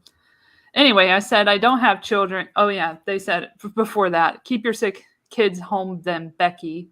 And I said, I don't have children, thank goodness, but keep judging others on the internet seems like a great way to pass the time. And they've responded to me, and it says, show more replies, because that's like when you're in a thread and Twitter doesn't want you to get offended, they say, show more replies. And then you click on it, and it's like not even that big a deal. But it says, if you don't, Yeah, it's like, oh, show me the offensive ones. Ooh, and you're like, ooh, what is it? No. Yeah, it's either that or it's politics and there's mean to politicians or whatever in that area. But sometimes it's just to not offend the person who said the original thing. Anyway, they said back, if you don't even have kids, why are you posting snarky comments in a thread where someone is worried about their child being sick? Since you have no clue what that feels like for a parent, stay the F out of it. Okay. I didn't know she was in charge of the internet. Oh, wow. So you have to like have had a child in order to have an opinion about a child. Is that really what they just said? She has a Bernie picture as her banner. God. She's clearly far gone. So proudly screwed over by Bernie. Apparently, I am not like, I don't understand why people like wear that like a badge of honor. I am not proud that the man fucking got me to donate money to a politician and then fucked me over. I'm not proud of getting screwed. I'm not proud of like believing in Bernie and believing that the fucking system wasn't going to fail me. I'm not proud of that. That is not a moment of like, yeah, I am proud, you know, like, no, I'm fucking ashamed that man, they fucking got us, you know. So I guess all the Bernies are in the burner people who are still out there are in Peter Dow's fucking group of like, you know, followers or whatever. So they care about what he says, I guess. And this is the same dude who was talking shit about Russia and Ukraine and stuff. So like, he's good on some subjects and bad on a lot of others. So that's a big deal. Mandates are literally not minding your own business and telling everyone else what to do and getting the government to do so, which you say is corrupt in other ways. So I don't understand how you can like be anti-government in all your other posts and shit and then be like, oh, I'm pro-government when it comes to public health, even though they're poisoning our food and they poison the water in Flint and everything. Like, come on, you were there. You were supposed to be smarter than this, Peter Dow. Yeah, I'm calling you out. I don't care. You won't see this. It's fine. He doesn't watch I any of our think that stuff. it's disrespectful to not call people out just because you know, like if you respect them and care for them, yeah, then you should call them out even more. You should care enough to call them out. I mean, why do you care and respect somebody? Do you do it just because, like, you know, it's like I care and respect for people, like the care that I have and the respect that I have for people. And if I'm like, oh, if I don't take the time, like, yeah, you know what I mean? Like, you could just ignore somebody and not call them out and not want them to do better.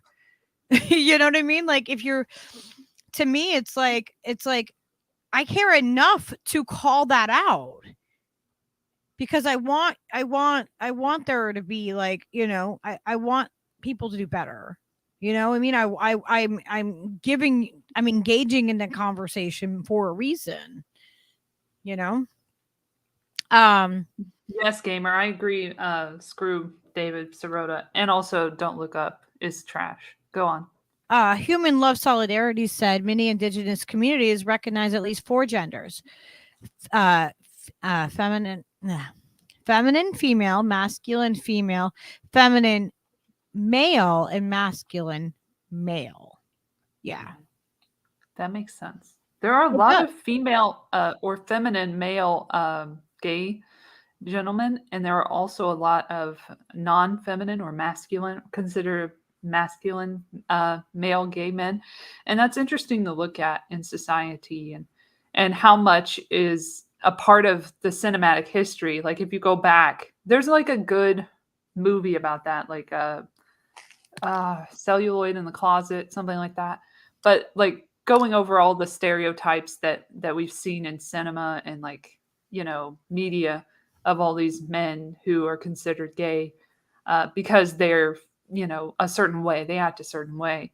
And then we eventually started to see different sides of gay men, which was good. And also gay women were viewed a certain way as well. Like butch, you know, was the image that they would show. Mm-hmm. And now that's kind of, you know, turning. Well, first it was like lipstick lesbians, that whole thing, like that whole like niche. And then they started to get more humanized and put into a less strict box, you know, that they put everyone in society and the media that we see, which again is propaganda, is social engineering. I mean, the reason why we have 2 different, like, you know, we have the girls department and the boys department, and the female, you know, the ladies and the men, and, you know, all that. The reason why we even have that in a department store and we have different clothing is because of capitalism. Yeah, absolutely. It's insane. It's insane. And men made the bra, by the way. Boils back down to it. Yeah. Men made the bra, so we should stop wearing bras. Yeah, I don't really wear bras, but yeah.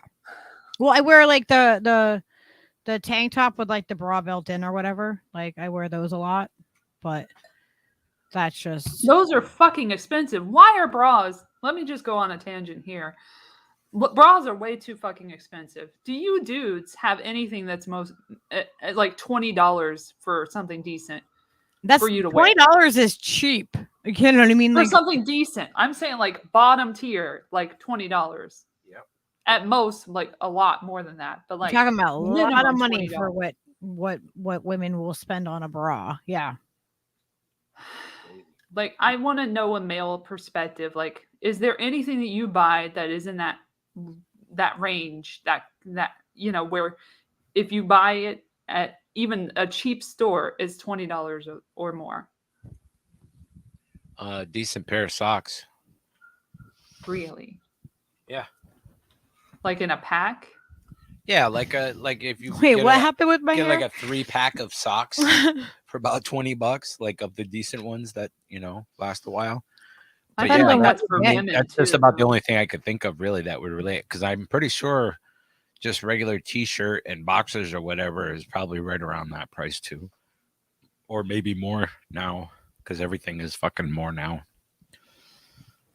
Why do our boobs have to be perky? You know, that's another thing about society, what they show as, you know, normal for women. Women have to have perky boobs.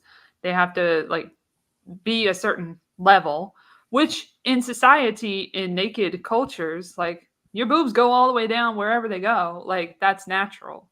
But we're against natural, boobage in this society. We And like so, augmentation. yes. Oh, It's Becky, augmented reality. Yep. Becky is Exactly. a slur. It's a working class white woman, rural woman. Yeah. Yeah, I'm not a Becky. What? It's a rural woman. I love when they say that to someone who already has a name that's in their profile. Like, I literally have a name and you're going to call me a different name. Like, oh, you really got me. Yeah. Oh like my gosh, you called me something that I'm not. Oh my gosh. How will I ever recover? Touche. Like, oh my gosh. Like, you got me. Boom, got him. Another one, I sent this to Lucky, that the gift that I showed back was part of the same thread, because people just kept fucking with me in this dude's thread. And they had said, I don't know if this is this. Oh, it does. Okay. So they had said, with all due disrespect, you're a moron. Because I said, people get sick all the time before and after COVID. You can't keep blaming others for it.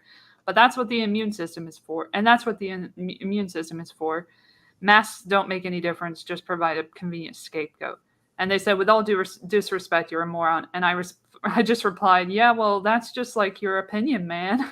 From yeah. The Big Lebowski. Yeah. And that's what I always do. And Steve was like, the Big Lebowski. He knew exactly. I didn't have to show him. I was just like, that's just like your opinion, man. And Steve was like, the Big Lebowski. I'm like, oh my God, you knew it. Of course you did. Got him.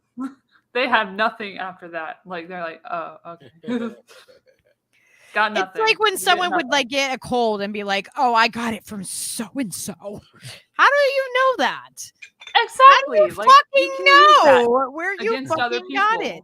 Shut the fuck up, Don. You're out of your depth. You got because of your fucking own goddamn immune system, you fuck. Maybe it was from the VX. Maybe the VX had something to do with it. The Pfizer CEO, I don't know how I got here, but like the Pfizer CEO went and did an interview on Washington Post Live. And he had said that it was counterintuitive for them to use the mRNA platform because it had only been worked on for 2 years. And they were at the top of the industry with the vaccine development. And it was like gonna poo-poo on their reputation or whatever. But then he ended up doing it because they told him to. He trusted these experts, whoever the fuck they are, to get him involved. Always be the face of it. He just kept saying they. Yeah, I can show you the clip Microsoft. if you want to look at it. Yeah, like who is Microsoft, they? Facebook, fucking You want to look at it? oligarchs in Russia. Fucking. Or is it too weird for this one? That is hella weird. People are fucking. What's his name again? Albert Bourla. The Bourla Turner guy, or is he the Pfizer guy? He's a veterinarian, so he clearly knows a lot about this. Oh yeah, he knows about. And he made a book about it, of course, because they always make a book, just like Bill Gates and his next pandemic. Yeah, well, it's easier if everybody has the rules ahead of time. That's why they make books, so you can. Yeah. So you can keep up. Capitalism. Oh, you like the hair today. Transhumanism will pass you right by if you're not in that loop. You gotta stay current. Let's watch him, if you don't mind. This is the only clip I'll give you. I want to get a little into the weeds here and the mRNA technology. When you and your colleagues were trying to decide which route to go down, the traditional vaccine route or the mRNA route, you write that it was, quote, most counterintuitive to go the mRNA route, and yet you went that route. Explain why. It was counterintuitive because Pfizer was mastering, or let's say we had very good experience and expertise with the multiple technologies that could give a vaccine. Adenoviruses, that some of the other vaccines are. We were very good in doing that. Protein vaccines, we were very good in doing that, and plus many other technologies. mRNA was the technology that we had less experience, only 2 years working on this.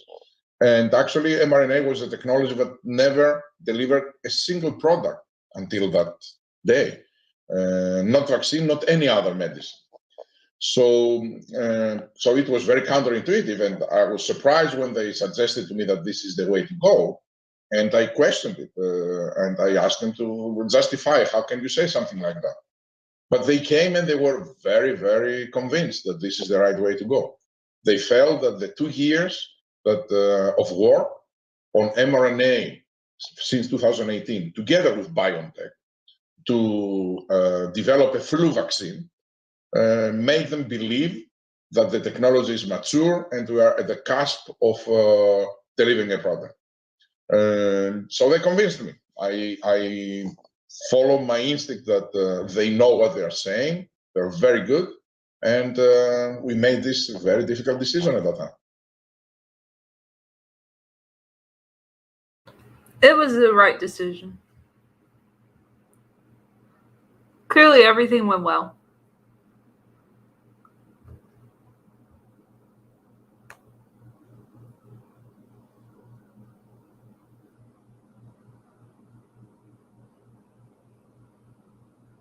Lucky?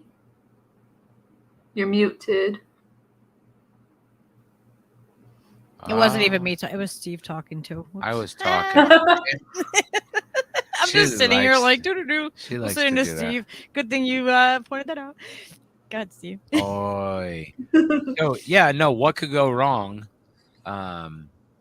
It was a technology that he didn't have any confidence in, and then he had some meetings, and they were like, "Oh yeah, you want to do this?" And he was like, "Yeah, I want to do this. This sounds like a They great idea." convinced you. What could go wrong? And absolutely, Yeah. Fucking kidding me? absolutely did not justify any of the thinking. He's just like, "Well, they just convinced me it was a good idea, and I trusted my instincts." So therefore, And this dude wants fuck? us to get a 4th shot, and then children under 4 to get the shot. Like, are you on another planet, sir? Because they convinced him. What do you think, Leo? Good Lord.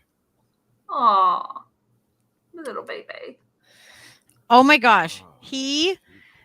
So last night in the middle of the stream, I accidentally played a message from Pasta. I don't know if it played through on the stream, but he was like super loud and like super extra special, and Glory called him out for it on that. And then Glory leaves part of the message and says hi to Leo, and it was so cute because Leo like responded. He like knows the voices of his people, And I played it earlier for Skyla because Glory said hi to her in there too, and I wanted her to hear it. And Leo's like looking around like, where's Pasta and Glory? Where are they? So cute. Yes, he's such a ham. You're such a little ham. You're a lovey. Yeah, Beverly Jensen, I can relate to that that whole hair falling out. It keeps ended up in other places that, you know, I had no idea that it would be. And I don't know. I don't know if that's the same for everybody. Popeye said, I love Perky. Alex said, I love jerky. And you know what? Jerky ties in. Well, earlier when my friend brought us some buds, he brought me scratch tickets too. Like just randomly was like, here, I brought you guys 3 scratch tickets too. Here, I'm let's like, gamble. oh, and then I needed a lighter, gave me a lighter. I'm like, man, I just feel so fucking like, wow, that's so kind. And he said, you know, if we win over what? If it's over $10,000, he wants 10% or something. If it was over $1,000, he wanted 10%. Yes, that's what he said. That's what he said. And he brought Leo we all promptly lost.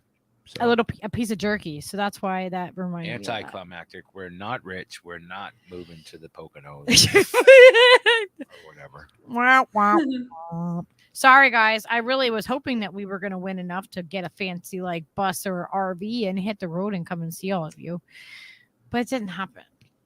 If you got rich, would you live in a mansion? Would you ever live in a mansion? No. What would be the point if it's like 2 or 3 people? I just don't understand why you would need a mansion. I would just Hell, have. I would do the same thing now that I want to do now. I would get land for an intentional community and start building an intentional community for our fam. Like that's what I would do. Have a fleet rich or not, that's what I want. have a fleet of traveling nomad gypsies that just go to different places and collecting people to go and be part of the thing. You know, I feel like they're so empty. Those mansions are so empty, and that's why these fucking celebrities are so miserable all the time, and the billionaires and shit. And they need. I wouldn't want to live in that. That's just it's too big. It's not me. I want to live in like literally in a hole in the ground. I want to live in a hobbit home or on like part of the earth and growing my own food. And you know, like if I didn't have to if I could just live and be part of a community, like that would be the most amazing thing to me. An intentional community. That is like the goal. That's it. Like I don't see a different ending for, you know what I mean? Like I literally want land where we can have land and we can have our own little place and other people can have their own places on the property and we can cooperatively like take care of the land and grow our food and help like, you know, like just completely have our own society. We don't, you know, like that's going to be what we need to do to get out of this. The United States is a failed state. We are done. We are failed. And we need the quicker we come to terms with that and we start taking action towards those things, then the better off we're going to be. It's really, it's how it's going to happen. All those crazy people you thought were crazy people prepping for years, they were doing that for a reason because it's coming. It's all this shit is going to happen. And it's inevitable. I mean, the people who were prepared didn't end up, you know, in dire situations like during the COVID thing. Like I was prepared because I knew that a pandemic, because I've been looking into it a long time beforehand. I knew that a pandemic was coming and that things were going to get crazy and the vax agenda would happen. The whole thing with getting everybody mandatory injections. I knew that was happening. That was going to happen. And maybe I look crazy at the time, but like now, not so much. Now, more of a spoiler alert than a conspiracy theory. But yeah, if you're prepared beforehand, as I said, like I saved a lot of rent money from my roommate in cash and still have it. And, you know, for when things get really dicey, I can get into that stash. But, you know, I also luckily or unluckily got hit by a car and was given a settlement that I still haven't used all of. So there's that as well, which is funny because the last settlement, it's not funny, but like the last settlement I got in 2014 when I first got hit in the same area by a different car was a good amount of money that should have lasted me a lot longer if I were on my shit. But like I had to pay a lot of rent for myself only. So that and I didn't have a job for like 5 months at that time while I healed. So I was unable to pay for the stuff that I needed to pay for with just my money. And I had to look elsewhere while I waited for my settlement. And then when I got the settlement, somehow, you know, it just eventually dried up. But this time I've been very, very careful and kept it in my savings account for a good long time. And it's almost the exact amount that I got, but only like minus a few hundreds. Nice. That's good. You're doing good then. And that's what I'm living off of now because I am unemployed. If anyone needs pictures and you're in the LA area, I am available and I have updated my pricing for headshots and portraits on my website, which I will link. Yeah, do it. Hell yeah, throw that link in there. This is what we need to do is make sure that we are doing this kind of thing for each other. And this is what is important. To me, it is about saying like, hey, go subscribe to our friends over here because they are teaching some awesome things over here, or they're doing this over here. Let's support everybody. We got to support each other. Absolutely. That's the way that we're going to grow. That's the way we're all going to grow because, you know, that we're not good. This is all temporary, kids. This is all temporary. Like this, they're pulling the rug right out from under us. That water is getting hot in that pot, and people need to be paying attention. Starting to burrow. Yeah. Everybody grab some carrots and let's get out of here. I think the intentional community thing, Baba Yaga Prepper says, intentional community truly needs to come to fruition. And I totally agree with that. I think there has to be, parallel construction of mutual aid network that exists and thrives, and make it work. Make everybody, intentionally try to do things intentionally with intention and fucking compassion and kindness and love. Let's fucking do it. Let's go. I hope everybody's having a good day. It's Sunday. I don't know what that means. It's the last day of the week. Sunday fun day. Sunday fun day. All right. Yeah, living underground will probably become the norm. Yeah. Yeah, just like Demolition Man, that'll be the community. We'll eat rat burgers. It'll be fine. I'm convinced that everything that you've seen in Hollywood forever has been just the agenda of the CIA and evil network. They literally have a say in it. Programming everyone to normalize all of these things that will come to fruition. The Pentagon gets full script approval. Yeah. On all the pictures. Yep. Exactly. Most people don't realize that, and they're like, "Oh, well, but that Tom Hanks, he's a good guy." And like, what the fuck, man? Oh my. Are you guys fucking blind? Like, really?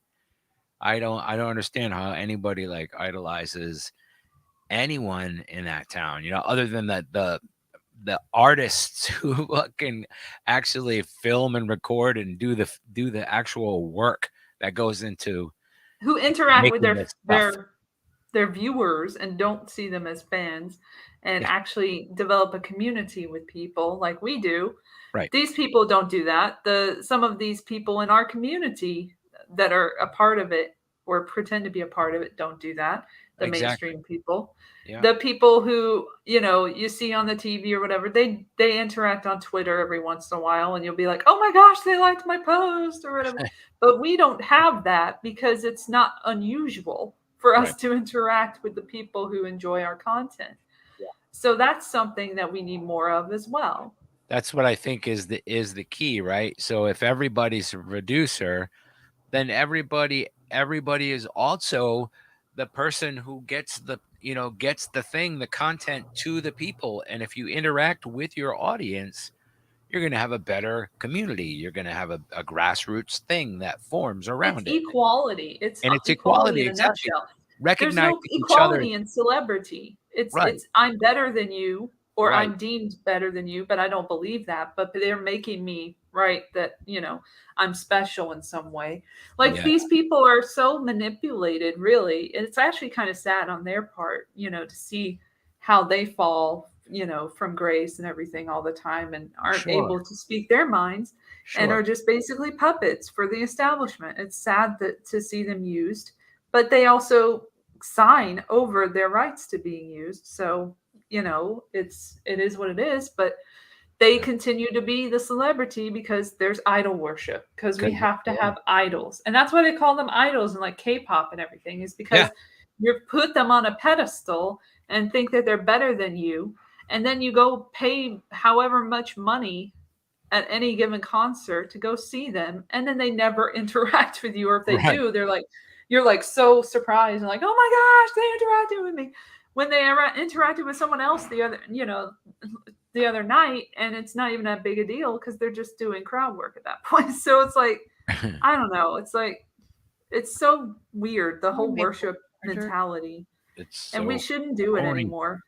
It's not. Yeah, I don't like, I am as excited like when I am having like when I'm getting people on here. Like, I'm as excited to have on like anybody that we know within our community. It's not because of they're like a star or something, like, you know what I mean? Like, it's equal. I am not basing people on a fucking goddamn credit score of how much fucking popularity or how many fucking subscribers they fucking have. It's who they are as a person that matters to me. You know what I mean? And like, that's the beauty of the show as well, is getting to know people and different personalities in that way, like outside of their regular content creation and whatever they generally let the people see, and talk about other things that are important to them or to you to ask them about or whatever. You know what I mean? It's just the fact that everybody recognizes each other and, you know, sees each other as peers instead of like, well, you're a superstar because you have, you know. Yeah, if you're looking for stardom, this isn't, you know what I mean? This isn't it. Yeah. That's not what I'm, you know, I am down to earth. Yeah, like, I see people as people, you know, like, yeah. On the child star thing, I'm at the point where I won't watch something if they're underage anymore. Like, I'm at that point where I don't trust Hollywood to that degree that I'm somehow being passive to this abuse that may or may not be happening. I won't watch children in anything anymore. Right. I don't want what was that show that we watched? We watched something on Netflix, and I could see that. What is the name? Jack Sith. What was the name of that show? Which one? The one where they did the workshop thing, like it was in the workshop or whatever, where it was all guys in the workshop and they were building things that the kids wanted them to build. Yeah, that was super. What is the name of that show though? Before we talk about it, I don't want to spoil it on anybody, but I can't remember. It was on Netflix, I think. And they have a lot of weird content. But that's good. It creepy. It was creepy to me. Oh my gosh, that cuties thing, like that was fucking weird. Not in that same way, but this was like a grouchy, like, construction guy and his like you know, engineer construction buddies and stuff in this like perfectly made for TV like commercial for Milwaukee products. And then they would talk to children who would ask them to build, you know, crazy elaborate things, and they did, and the children like are wearing like the little girls like wearing like really, really fucking strong lipstick and eye makeup and just like weird looking. Wow. Do you guys know what one we're talking about? It's a new one to Netflix where they build things. These guys build things. Is this like a reality show or something? Kind of, I guess, but it's then I wouldn't know it. I stay away from all reality shows on Netflix. I just watch like All of Us Are Dead, and that's it. This one was bad. It was just like, ugh. I'm gonna it look. was so I'm, bad that you I'm gonna couldn't look turn it up. away, kind of situation. Like, what is next here? This is fucking horrible. I don't know if everyone's gonna feel the same way that we did about it. Like, that's why I'm kind of like, you know, I would like to see. I'm not gonna hold back my judgment because no, I'm not. I thought it was atrocious. I don't want to hold back my judgment either. They had a show like about cheerleading or whatever, and one of the gentlemen who was on the team ended up being like soliciting young boys. Yes, I saw that. That was fucked up. Story, yeah. And they brought it back. They brought it back for another season. Kind of addressed it with him. Wow. Oh my gosh! Does anyone know what Netflix show we're talking about? That guy got brought. Went to court and stuff, right? I mean, he got charges against him. Yeah. There were like not images. Were they images? I don't know, but there was sexting involved. Yeah.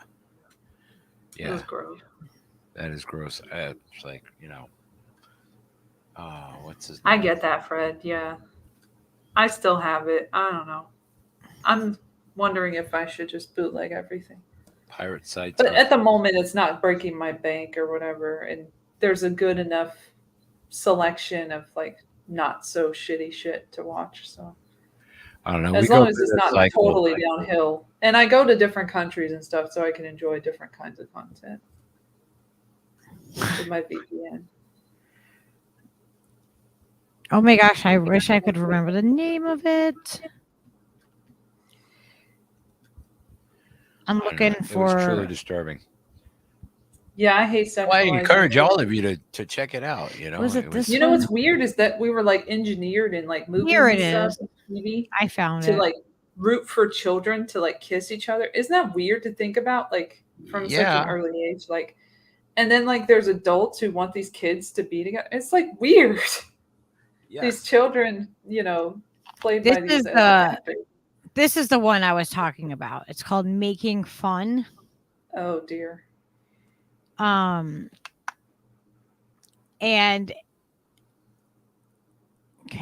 they have the trailer. Let's see if it will play. I don't want to have to sign in. Yep. We can build anything. We're pros. Oh. 30 years of that field experience, and I'm taking orders from Half Pints. What do you want? Can you build me a time machine? The fart humidifier. What? So a catapult that throws cat poop. Wait, am I gonna get copyright for this? Oh, maybe, I don't know. I'm already probably too. We get it. We get it. They're douchebags. It's fucking. But This you is, see the children, right? And they tell him to make different things. It's like weird. show him the This different is like things, going back to right? And these are baby hang on, burlesque. these are guys, right? Look, okay, now I gotta show you these kids. You gotta see their behavior. Oh, what? No, it didn't go back far. Whatever. On 1, 2, 3, whoa! You better get to work. Now, why would I want to put a fart in a bottle and spray it? Sweet vengeance.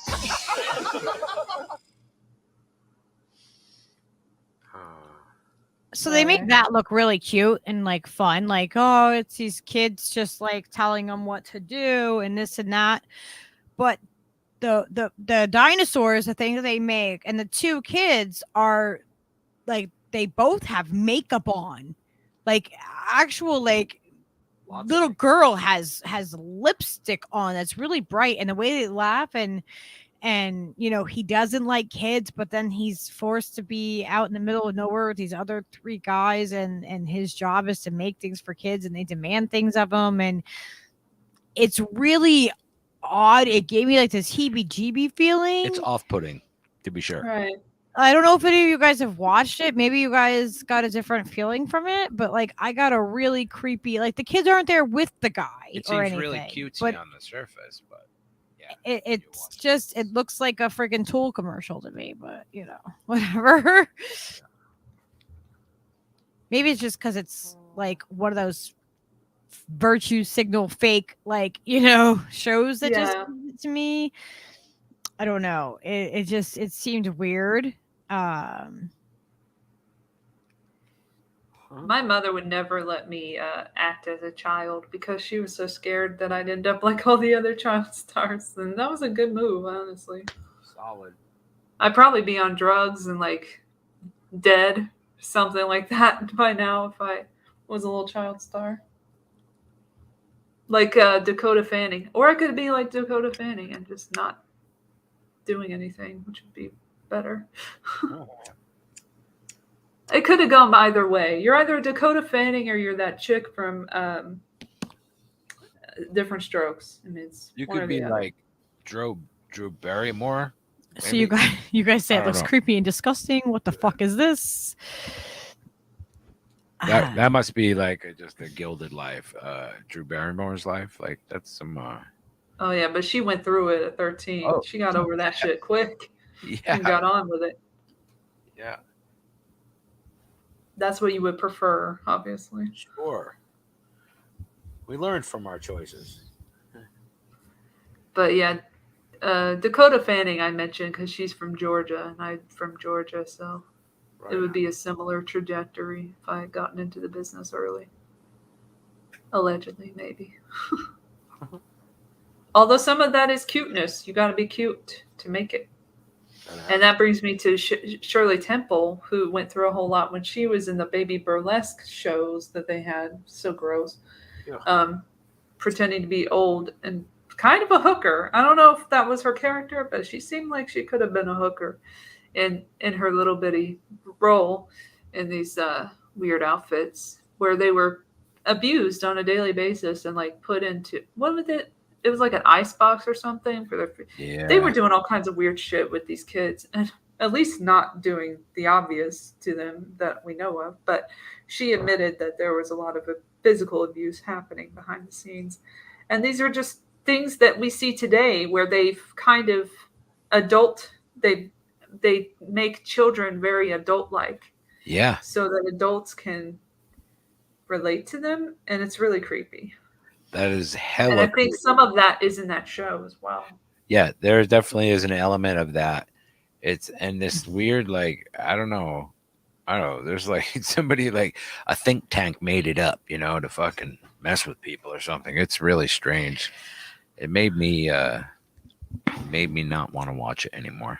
Yeah, it made me feel really uncomfortable, and like just that, that I don't know, that weird shudder feeling, like, oh, like it felt dirty to me. And maybe it felt dirty to me because it's so fake and forced and, capitalism, because man, it feels gross to me. Like the more you recognize it, and if you are appalled by it and you don't like, it just gives you that.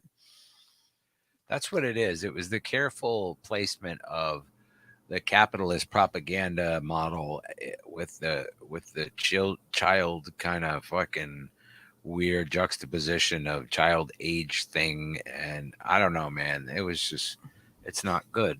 I encourage everyone to watch it and make up their own mind, certainly, but yeah. Yeah. I mean, they don't have to go watch it if they don't want to. You must watch. You must go watch now. That's just our personal take from that. All right, let's stop bitching about that show. What else what are we talking about now? Didn't you have a thing? We were talking about gender and identity and identity, biology, and that ties right into that. It does. It all ties back into that same thing. And adulting our children, like people, like turning them into like little adults, and it's like, I know, oh god, there's lines that are being crossed and blended together in certain ways. And it's the normalization of it too. Like, yeah, there was a movie a couple of years back with a bunch of children in the cast, and I think Seth Rogen was in it too. You remember that one, right? Yeah. And it was like the poster, like in the background of the faked photo from the In-N-Out Burger with Ghislaine Maxwell, ironically. Not on purpose at all, I'm sure. But, it was a movie that was, yeah. It had a bunch of adultification of children. They had this before with Role Models, this movie Role Models. And they have it every once in a while where they'll have a comedy and they'll have children saying adult things and just being funny. And, kids say the darndest thing, with Bill Cosby, who's obviously a paragon of virtue. That's right. So that's what I mean. They're all a fucking, that whole Hollywood thing is just a paragon of virtue. That's just right. Signaling. But yeah, like they have it from time to time where they bring that old tactic back, and it's supposed to reach out to adults, not children, really, because children shouldn't be watching this shit. They shouldn't even be in it, really. And they can't even watch it when they're in the movie and they're children. And it's so weird to think that there are so many movies like that with all this adult content. Imagine growing up and being like, yeah, I was in that movie, and then looking back and going, ew, like people failed me. We are failing our children. Yeah, that's just wow.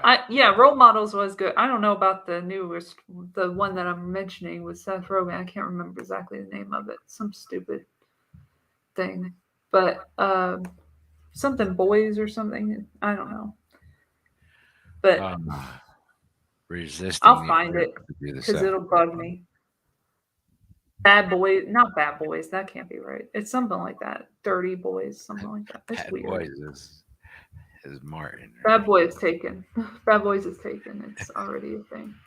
It has a sequel. That's right. And it was an awesome song by the band Inner Circle. Yes, the original. The original. Which And had nothing to do with cops, I don't believe.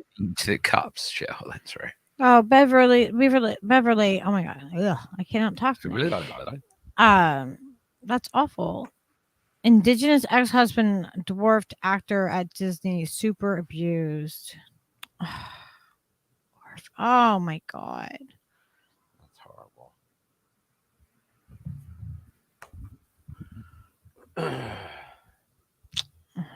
God, it's so awful. It's so awful. Like it's saying the hardest things. Yeah, that is. I have no idea what the name of this movie is. I'm not gonna find it. That is a valid point, Popeye. Like, fully. Yeah, and that is that.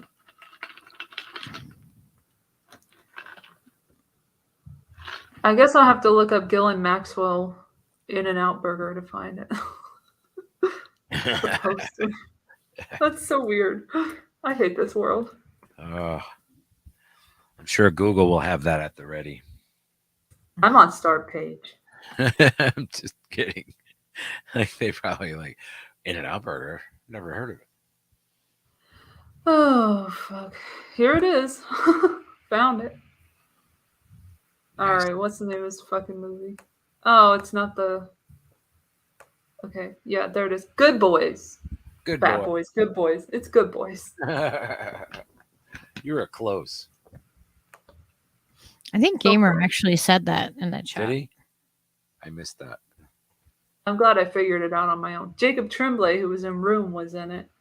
They used him. 6.7 out of 10 on IMDb. So great movie. Must be, huh? 3 6th grade boys ditch school and embark on an epic journey while carrying accidentally stolen drugs, being hunted by teenage girls, and trying to make their way home in time for a long-awaited party. Rated R. Love it. Yeah, he said Good Boys. Is that right? Does Gamer get a star? Gamer gets a cookie. Gamer gets a cookie. He has to I show went with Bad Boys, which is more accurate, probably. Bad Boys. But we got more trivia out of the Bad Boys reference, so that's good. Bad Boys, Bad Beverly, Boys. I know it. Don't hate. You're not a doomer. It's we're here to talk the truth, though. Absolutely. We're here to talk the truth. So even if it is, doom and gloom, sometimes that's what we're here to talk about. So yeah, it ain't fucking all unicorns and rainbows. So Ain't that the truth? And it's a Seth Rogen production, I should say. He's not in it or anything. Seth Rogen production. Just so y'all know what I meant by Seth Rogen movie. He put money into it. Yeah. And promoted it. Because he's with richer. an all-child cast. He's richer than Boy God. child. Yeah. And it's raunchy with little boys. What you want to see. Sure. Like Bad News Bears or whatever, Yeah. Yeah. I mean, it's been done so many times. Exactly. It's nothing new. The formula has been there before. That's why I was saying, like, from the moment we're born, like, we see all of this adultification of children. And, we want these children to get together. It's really weird growing up, seeing that back and being like, oh, that's a child. Yeah. That's a child kissing another child on camera. It's weird. That's not right. It's a little sketchy. It's a 15-year-old pretending to get, sexually assaulted or something. Like, it's weird. Or Dakota Fanning and her little rape scene and Hound Dog. It's weird. It was like super bad, but the kid version. Okay. Yeah. That's what gamers like it. Because we didn't have them young enough. People get angry when they see like 30-year-olds playing 15-year-olds or whatever. It's like, do you want them to be 14 or 15 or 16? Because like that's weirder. Honestly, that's weirder to me. I'd rather see a 30-year-old play a 15-year-old than a 15-year-old playing a 15-year-old and doing the shit that they do in these movies. Absolutely. Absolutely, I agree. And it's weird anyway that we are so obsessed with fucking teenagers. You know, Yes. what the fuck? Because people like nostalgia. They like to look back on their good old days or whatever in the movies. Yeah. They really bank off of nostalgia. Oh my gosh. That's why there's so many remakes. Ever since the movies existed, there have been remakes. And also because they would want to improve upon the last movie with the technological advances, of course. Right. But that is the formula to fucking make it and then make it again and then make it again. Yeah. They're like 100 plus Cinderellas. Right. Now imagine, okay, think about what they do right now with Hollywood and the propaganda that's in there and all the awful things that they do. Now imagine if that was actually turned into being like a thing where it was about how much better of a world that we could have if we did these other things. Like, can you imagine how quickly things could turn around? Yeah, if the budget was to motivate everyone to do something positive, like that would be Jesus. tremendously impactful if all the resource of the media and the movies and that whole industry was like, hey, you guys, let's do this thing. That fucking thing would get done. You know what I mean? Because it's just so gigantic. Everybody fucking uses it. It's like, it just seems like common sense way to do it, but you can't get one thing done. You can't do that. All that energy to get one thing done.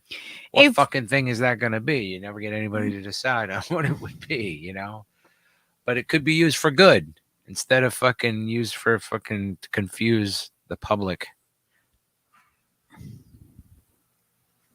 Yeah, and then Tony said, remember John Benet Ramsey? Yeah. The little girl, like they did, yeah. Like this, it's not okay. The fact that like we can look back and we can reference all these things so easily that are not positive things. Why can I reference so many negative things that have happened, but there's not like all these beautiful things to look back and reference that we've done as a society? Like it is absolutely insane to me. It depends on what you're gonna call a beautiful thing, obviously, but there's just as many good things, but it just seems like the things that are memorable are fucking tragedies and fucked up things that shouldn't have occurred in the first place, and there's like no effort to fix those things, like they'd rather focus on them than look at a solution to them. Right. They rather glare and at it's the like we've fucking seen car this accident. story a million times. If I can reference another movie, like in every movie that you're putting out, then it's not original, sir or madam. Make a new one. Yes. We don't need to see children have sex anymore. We never did have to do that anymore. Like never did. That's the thing. Yeah. I just watched. It's so weird. It's like, why does anybody even like, how does anybody even put that together? And all the people from that one person who wrote it and to all the other people, it continues and gets approval from that many people to continue and continue and continue. It's like it's the same. Like I was just following orders. They all submit. I was doing my just job. following orders. And it just so happens that Steven Spielberg just really loves talking about children in his movies. Right. And was connected to NAMBLA. It just so happens that that's the case. It's just that nobody really wants to focus on. It's a coincidence that we don't talk about. We just don't talk about NAMBLA anymore, and that's a shame. You know why you don't talk about NAMBLA? Because that would be Zionist, Elle. That would be Zionist. Yeah. I'm against child rape, child pedophilia, child images, sexual images. Yeah, and now they say it is child attracted, like they have like a whole terminology. Minor attracted. Minor people. attracted. Oh. Yes, and it is fucking gag. Until we fucking have these conversations about these things that are not comfortable, and we stop letting them get swept under the rug, then it's going to continue. And It's a that's why we cycle. talk about these things, because we have to break this. That's what I think too. We need to break the cycle. And you can be, the thing is that there's a difference between a pedophile and a practicing child molester. And more people should be aware of that, obviously. But that doesn't mean minor attractive person. Like that's still a normalizing the act, which is not normal. It's literally a part of a mental disorder. So if you have a mental disorder and you're a pedophile, just identify as a pedophile, because that's your disorder. You know, I don't identify as sometimes sad because I'm depressed. I'm depressed. Like that's my disorder. But you won't acknowledge what you are doing is wrong, then that's the issue. And then that'll bring you towards the child molester category that you don't want to be in the first place. Right. And a lot of them don't want to do it. They don't want to act on it. Like that's definitely the truth. But a lot of them get propped up, and you see what happens when they get a lot of power and stuff, and they get access. Just like people drug aren't addicts. having the conversations about things though, and they're not trying to understand it. They're not. I don't feel that way towards children, and I don't think acting that way towards children is okay. No. But there's nothing that is there for people to get some help so that they don't or figure it out. It's like no, it's only an after thing if you're caught, or if you know what I mean. Like it's like there's nothing preventative. We are not doing anything preventative in this country, in this world. Like we Which can makes you wonder if they really prevent have a problem so with much. it. Right. That makes me question wonder what- who's in charge if that's something that's allowed. Right. And not allowed to get treatment. Right. They're they don't want Are treatment. they encouraging it The because people they in don't charge. because they don't give a fuck, and if you do it, you just keep failing up. Like what the fuck, man? Yes. That's crazy. Many in the Disney company are that way and have actually gone to jail and have kept their positions in whatever show that they are on with children. Like there have been there's one specifically, Brian Peck, who had been on a show and had continued to do a show with children, that they don't really care. They don't really care about that. It's all about money. It's capitalism. It all goes back to capitalism. What the fuck, man? That's so fucking More heinous. important than anything. And why is there not preventative things for things like these things? Well, the same reason why we don't have, because then there is an underground and then there's money in it. And then Hollywood gets to come in and make the movies and abuse the people. And pretend that they care. And pretend that they're going to virtue signal and, all of this. When they were a party to it the whole time. It is called MAPS. And they're trying to put MAPS on with the LGBTQ. They're trying to make that part of that. That's not the same thing. I want to do a whole show on that, but I'm worried about how much we are going to be allowed to talk about. Like,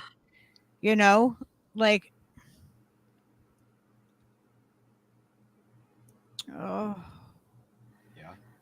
Nickelodeon had some too. Yeah, it seems like it was a thing in children's television, like from the start. Yeah. It starts at a young age and everything, and like Disney specifically, you'll look at some of these movies that you saw as like a child or whatever or a young one, and you'll see that there's a major age gap in some of these like romances that they have. Like the chick will be 15 and the dude's like 23 or 24. And how do you fucking square that away? Like that doesn't make sense. He's not any better an actor than her. She's not a better actor than him or whatever. Like there's not that big of a difference in terms of their acting skills, yet they're so far apart in age for some fucking reason. It doesn't make sense. And then they inevitably kiss at the end. And it's like, ew, I don't want to see that. Yeah, it's literally sexual assault on camera. Because she can't consent. Yeah, it's kind of yeah, Gamer. We're gonna be covering. It's so sus, man. There's so many instances of it too, like in film and stuff. Like we are over on Rumble, right? We are backing everything. Everything is going over to Rumble also, right, Steve? Yeah. Are Everything we- will be backed up on Odyssey and Rumble. So And Let's we get are ready we to are we have rumble. an active campaign to get over onto Rockfin. So we ask everybody to at Rockfin and remind them that Lucky Burrito Fearlessly Authentic should be over on Rockfin. And we are we are working with other content creators, and we're gonna get that done. So it's gonna happen. That's just we are manifesting that shit. Help us manifest that shit. Subscribe and tell your mama and your daddy. Tell everybody. Tell everybody. Yeah, the whole everything like with Disney and stuff like that, like oh man, like it's gross. I can't like like some of it was okay, and then you look back at it and it's like, oh my god, are you fucking kidding me? You know what I mean? Like the whole like princess thing, and then like how they misrepresent like every nationality and every lineage and background that they possibly can. Yeah, And now then they're make it super all woke. about that. Like don't make it about that. Make like They're part of the problem, and now they're trying to be the solution. They're like, oh, we made all these mistakes, but we're better now. But you still have pedos in the mix. Okay. Well, even you know what I mean, like even in the stories that they cover, you know what I mean, like just it's awful. Prevalent. And he was awful. Like Walt Disney was not a good person. He was Oh, not a good boss. People hated him. No, not good at all. Real piece of shit. Uh-huh. I'm sure he had his reasons. We should see his backstory. It'll be fine. I'm sure he was like, Bambi was like probably representative of what he dealt with the death of his mother or whatever. But, spoiler alert. Oops. Bambi's mother dies. Who cares? But, he had like a lot of issues and stuff, and he took it out on his employees a lot. Yeah. Who did the hard work, the real work of He dug Nazis hand and stuff, drawing. too. He was into eugenics and Nazis and stuff. He was a swell Yeah. guy. Yeah, real piece of shit. And then you watch that stupid movie with Tom Hanks again. We're going back to him. And Emma Thompson. Yeah. You know the one. Being Mr. Banks or something like that. That's not what it's called. Something Mr. Banks. Yeah, fucking. You know the one. The Jack. Mr. Banks. Mr. Banks. Beverly, I'm not much taller than you. I'm 5'3". Save me, Mr. Banks. Save me, Mr. Banks. Thanks, guys. Sicking fucking. Yeah, I don't know. That propaganda, though.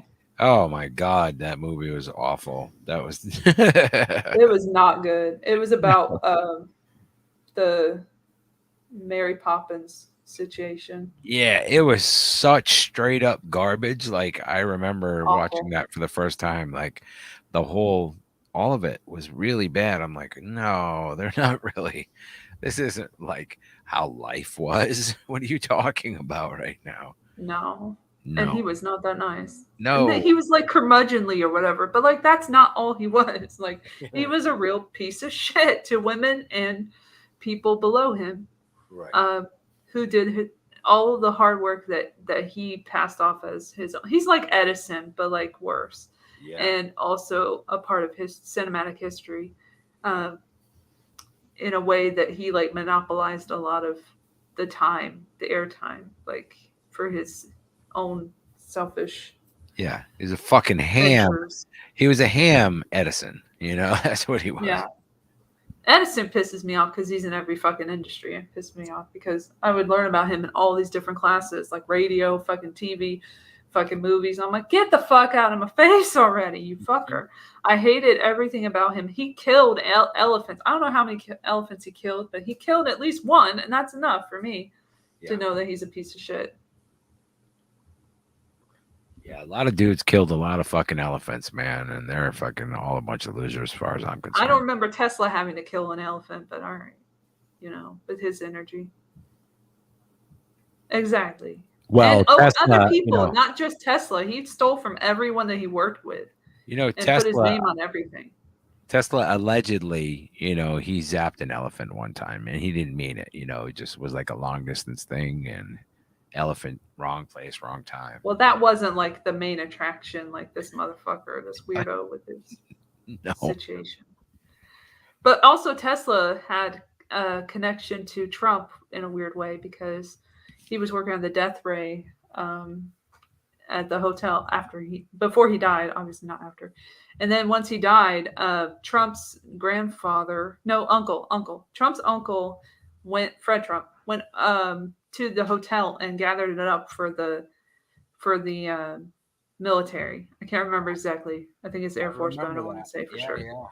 But yeah, he stole some documents from the hotel room where they're all connected. Don't let anybody tell you that Trump is not friends with all these guys. They can play him as like this outsider, but it's no,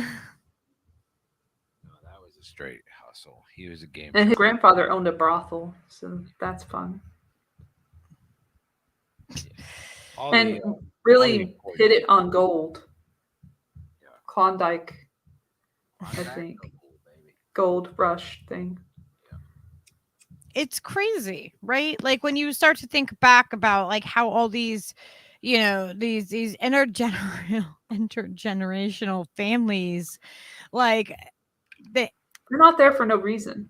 Yeah, and like they've been doing this all this time, yet I don't know how everybody forgets the fucking shit. How does everybody forget that all of this is, you know what I mean? Like how do we have the memory of a goddamn goldfish? We have a like a 2-week memory. That's it. Like people forget everything.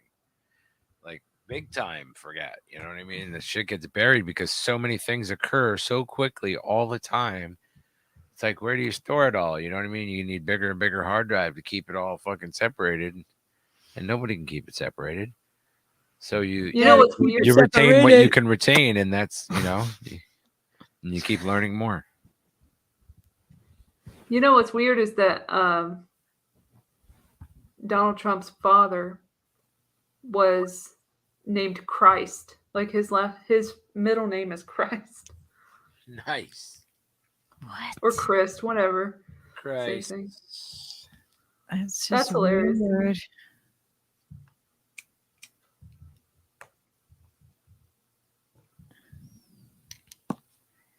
Yeah, that is. Yeah, it was the Klondike Gold Rush. I got that right. Yay. Go on. Yeah, Beverly said we're John Trump was the other guy. Sorry. Hyper stimulated. We are so stimulated, like from every single fucking direction within our own echo chambers, right? Like our own echo chambers, we are hyper, like stimulated. So like sometimes, it's so hard to even know which direction to look, and it's normal to like want, I guess it's more comfortable for people within an echo chamber, but that's not comfortable for me. For me, that's not like that. Like I need that stimulation in my brain, and I need to challenge things, and I need, I need that. I don't want to just like go along to get along and just be told what to thought. What's not the thought? What to think? What the thought? What to think? What the fuck? I'm gonna tell you what the thought. All right. I think you have to just keep thinking and try to at least perceive some distance between things. You know what I mean? And try to keep shit fucking as straight as you can, and evolve with more new information about those things. And that's what you do. Fact check it. Yeah, I did. I said Fred Trump. That's obviously his father, not his uncle. His uncle is John Trump. So continue. The other guy was the father, and then the grandfather was Frederick Trump. And then and who had the brothels in the Trump family? Frederick Trump. Frederick Trump. Freddie T, as the girls used to call him. Freddie T. The original Frederick Trump, the father. Yes, Emily has it. One big club and you ain't in it. They were quoting Carlin. He's so freaking brilliant. Imagine how much he's yelling at all of us right now. What would Carlin say? That's what we need. We need to sure this is what Carlin say. He's up in heaven smoking weed with Jesus and John Prine saying, dude, look at these fucking idiots. I don't know. I don't know. I don't think I don't know either, but I like to think of that. I would like I don't think that would be his heaven. I would like to have a velvet painting of that. Why would he be up there in heaven looking down? Like, how is that heavenly to him, for him? Like everything that he screamed at us for, he wouldn't be happy. He would be in hell. No, shut up. It's my dream, damn it. I mean, logically, sorry to pop your bubble of your dream, but I think you got it wrong. I think he would be screaming from a place of angst and anxiety of what is wrong with you people, not looking down going, yeah, look at these guys. They're so stupid. I have lots of crazy storylines, People could be all hanging out with whoever they want. If you're dead already, then who the fuck, who says? You could just be hanging out with anybody you wanted. Like Elvis could be like, yeah, paint me in this picture. And like people like, Elvis, there's already enough velvet paintings of you, bro. Just fucking chill.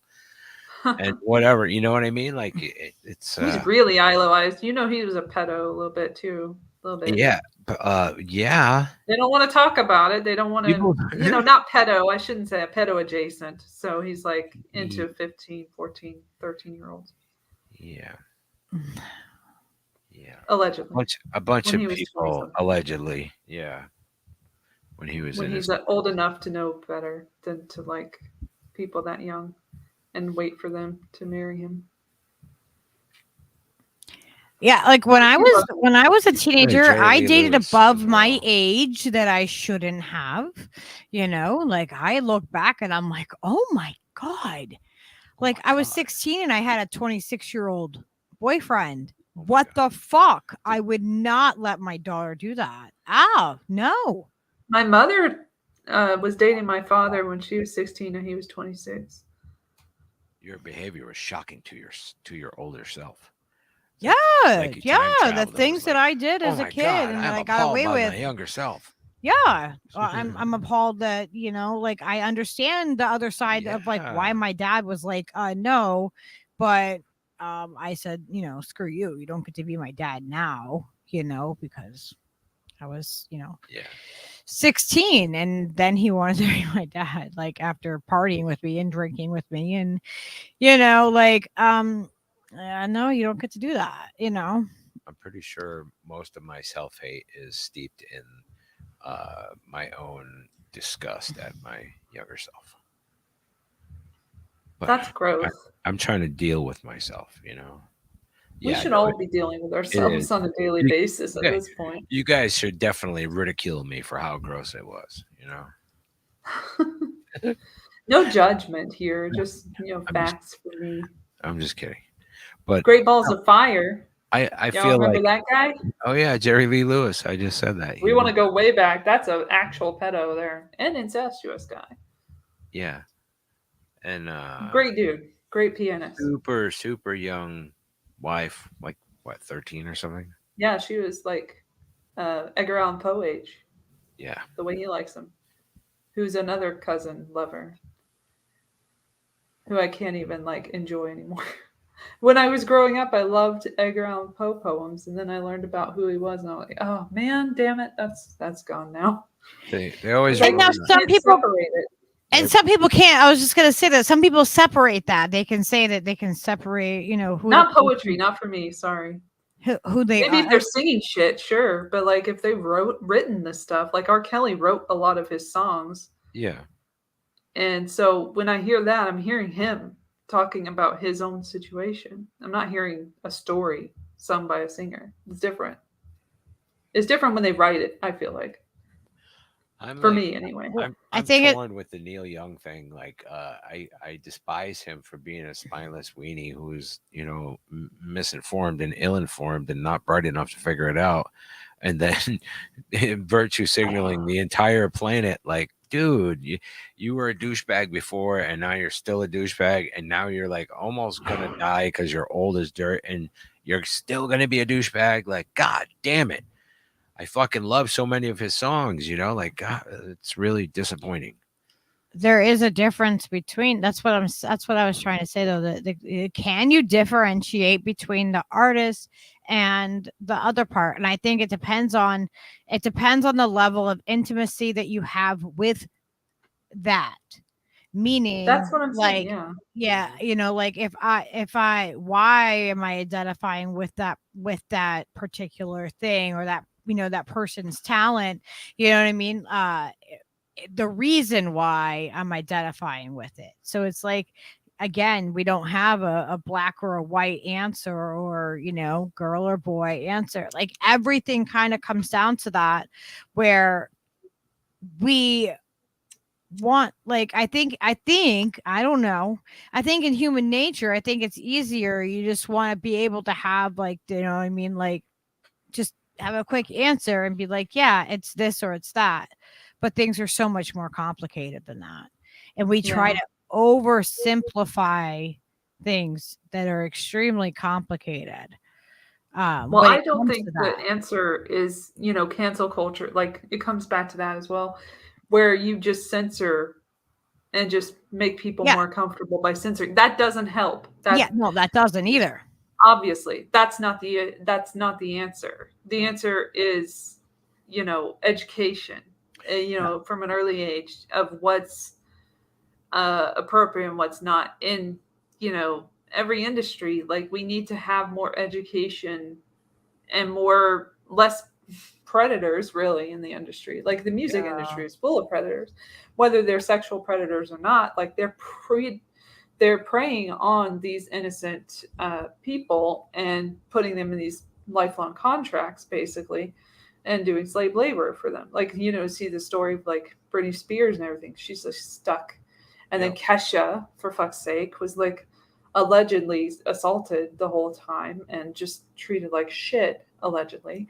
And so, you know, there's so many situations of that happening. And until we get the predation out of the industry, nothing can change, because it's that system that's really corrupt that needs to be fixed, not just the individuals like R. Kelly and whoever you want to put out there, you know, in their certain situations. Like that's the industry. That's what it puts in, like garbage in, garbage out with the politics with George Carlin. That's what they do with these people. They use and abuse these young people, usually young people, and put them in very, very uncomfortable situations where they have to survive. But it's just, it has to be top down, like develop a new system. Like the system is not working.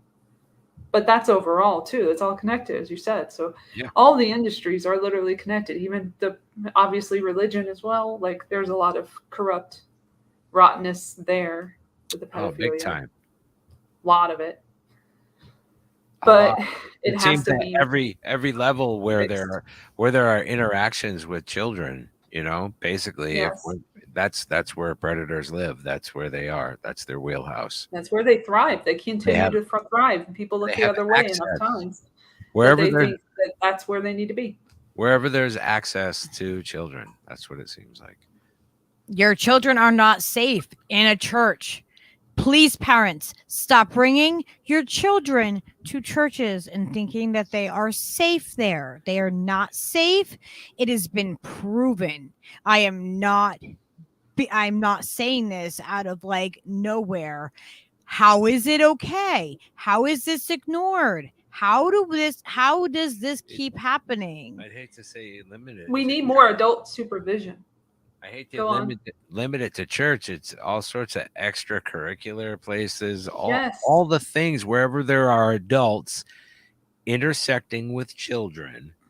There We needs need to parents to be parents and we take need care of to their be children and parents. look We out. need intentional communities. That is our answer. Because when you have an intentional community, you know that like stuff like that is like it's not going to be as likely to happen. And People it won't be. are. It wouldn't be tolerated in that sort of scene because there's people like paying attention to that sort of thing. That's the thing. Here, they're just like they're like hawks, just fucking, you know, showing up at the robin's nest as soon as the babies are born. You know, they're fucking like. That's how it works. They're just predators, and they get to thrive in those environments. So those environments have checks and balances, you know. The enablers in the industry are also to blame even more so because they just turn the other way. Yes. And they just go on to get along, like they get along to go along or whatever. They go along to get along. And they don't want to mess up their paycheck. And so they let this stuff continue. That's part of the rot of the industry. It produces these people who are power hungry or money hungry and continue to prey on people and continue to profit off of people who are preyed upon. Right. And it won't change until the system changes. Yeah, it's fucking sad. We have some really we need core some different systems. We have some really core like root evils. And until we start addressing them and until we talk about this shit and we stop the censorship and we actually have the conversations and talk about the things that are not comfortable. We need to, because the only way we're going to move forward and actually, you know, be able to start to give maybe a chance to future generations for anything. We got to stop the censorship and have the conversations and talk about the things that are not that, you know what I mean? We got to get through the fucking, get through the fucking thick of it first. We got to clean up this fucking mess. Got to make peace with the truth. Yep. Make peace with truth. Exactly. That's what I say. Make peace with truth. Well, this has been very fun. I have to go to the bathroom. All right. So, everyone needed to know that. But I'm always honest with you guys and tell you when I'm noshing or when I have to pee or whatever. So, well, thanks for sharing. I am a human. I'm not a robot. So you can you're welcome to go and do what you got to do and come back. ladies and gentlemen, you can Elle just be Latham, like, "Hey, not a I gotta robot. go over here for a minute. You know, I'll be right back." Nah. That's what I do. Nah, I have like a strict 3-hour policy now because I don't want to go too far and then start saying a bunch of gibberish. No, I can relate to that. I'm right about my in my comfort zone to say goodnight. Thank you so much for joining us, Elle. It's been fantastic as always. Yeah, really good conversation. I think that it's Good chat. Excellent chatters as always. Chatters. Chatters. I know, We it's love our excellent. chat game. We love our Chat chat gang. fam. Like, it's really amazing. You know, I don't know. Like the things that we're able to discuss and that we're able to, you know, just kind of pan out through our own heads and, you know, and you know, the feedback that you guys give us, it's amazing. And you know, and I mean that like not just here, but in all the places that we see each other. I think you guys should have Kate says, some night have a boomer ladies night. I would like to meet Beverly Jensen and Jilly Love. Like, hell yeah. Guys can do that. Do it. That's a Yeah. thing. Let me know. Let me go. know. Let's do this. That would be awesome. Yeah. Thanks, y'all. Oh, well, Emily, we love you. Thank you for Thank coming you for and joining us. being with us. Yes. Yeah, we have such good people in our fam.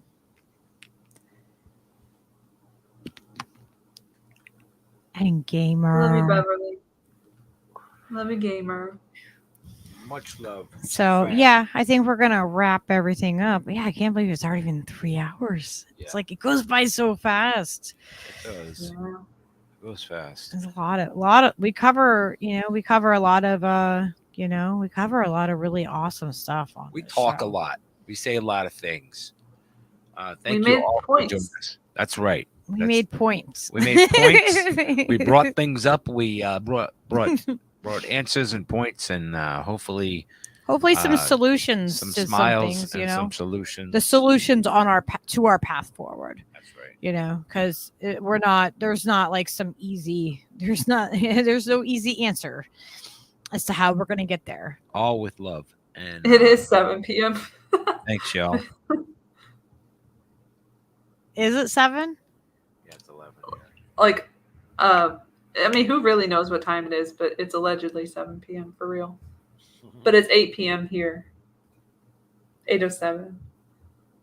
Yeah, Because it's of the time change. 11. Yeah. The time clocks. Change. Yeah, I got you. The fake clock, fake news, fake time switch. Thanks, Tony. Thanks for playing the fake time game with us. We love you. Oh, make sure everybody go over and subscribe to Steve Cutler Live. Also, we have to link our channels so that like you're just in there we need, or whatever. Like Siamese channels. Steve does streams all the time. Are you gonna do one, Steve? Are you gonna go live? Play some music. I don't think I'm gonna do it tonight. Not a tonight one? Not a tonight one. Maybe tomorrow night. Probably tomorrow night. Probably tomorrow. Okay. Yeah. But yeah, make sure you go over and subscribe to Steve Cutler Live also, because we do music streams over there, and we are currently having a petition to get over onto Rockfin. If you want to email them, you want to at them when you share this, you want to do any of those things, that would be an awesome way to help support the show. Because we're trying to get over there where we know we will be able to speak freely about things that we are reserved with over here. And I know everybody says please like and hit the bell. If you can hit the bell, let me know if it lets you hit the bell for notifications, because sometimes it doesn't. Quite often, the YouTube doesn't let people ring the bell on the Lucky Burrito channel, and they will unsubscribe people, and they won't tell you that I went live. Yep. So we are on Rumble. Good fun. And on Odyssey. Yeah. We have Discord links in our thing below. And make sure you check out Elle too. Elle, tell them where they can find you. Pretty sure I put Elle's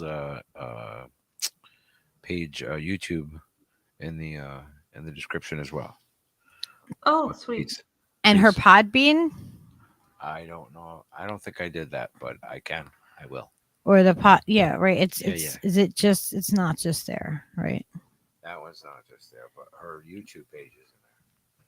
Oh, and yes, Elle has a YouTube also. See Hoping that? to do more content soon.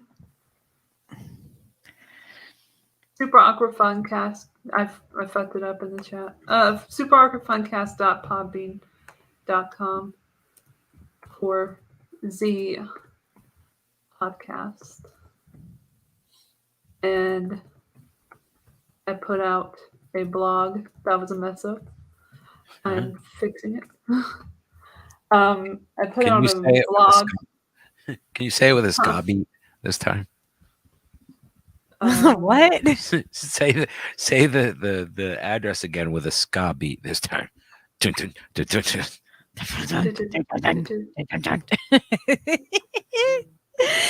you can hear me typing. I got it. Anyway, that's the pod, and I put out some crazy shit on there recently, which is me doing a movie commentary for the film Ben. You know, the one, the sequel to Willard that everyone knows about, about the rat. And Michael Jackson won an Oscar for his song Ben in that film as a 14-year-old. And so there's your trivia about Ben. And I really love Ben. So it's just me gushing over Ben the whole time, the little rat, which was a real rat that they put on a child. And I'm like, and you can hear me in the commentary. I'm like, I don't know how that child must have felt during that. Does he have to do this during the audition? Like interact with the rat? What's going on there? Is it a robot rat? Is it a real What rat? did you go through here? You can What's hear me musing about all sorts of things in the movie, including the zooms.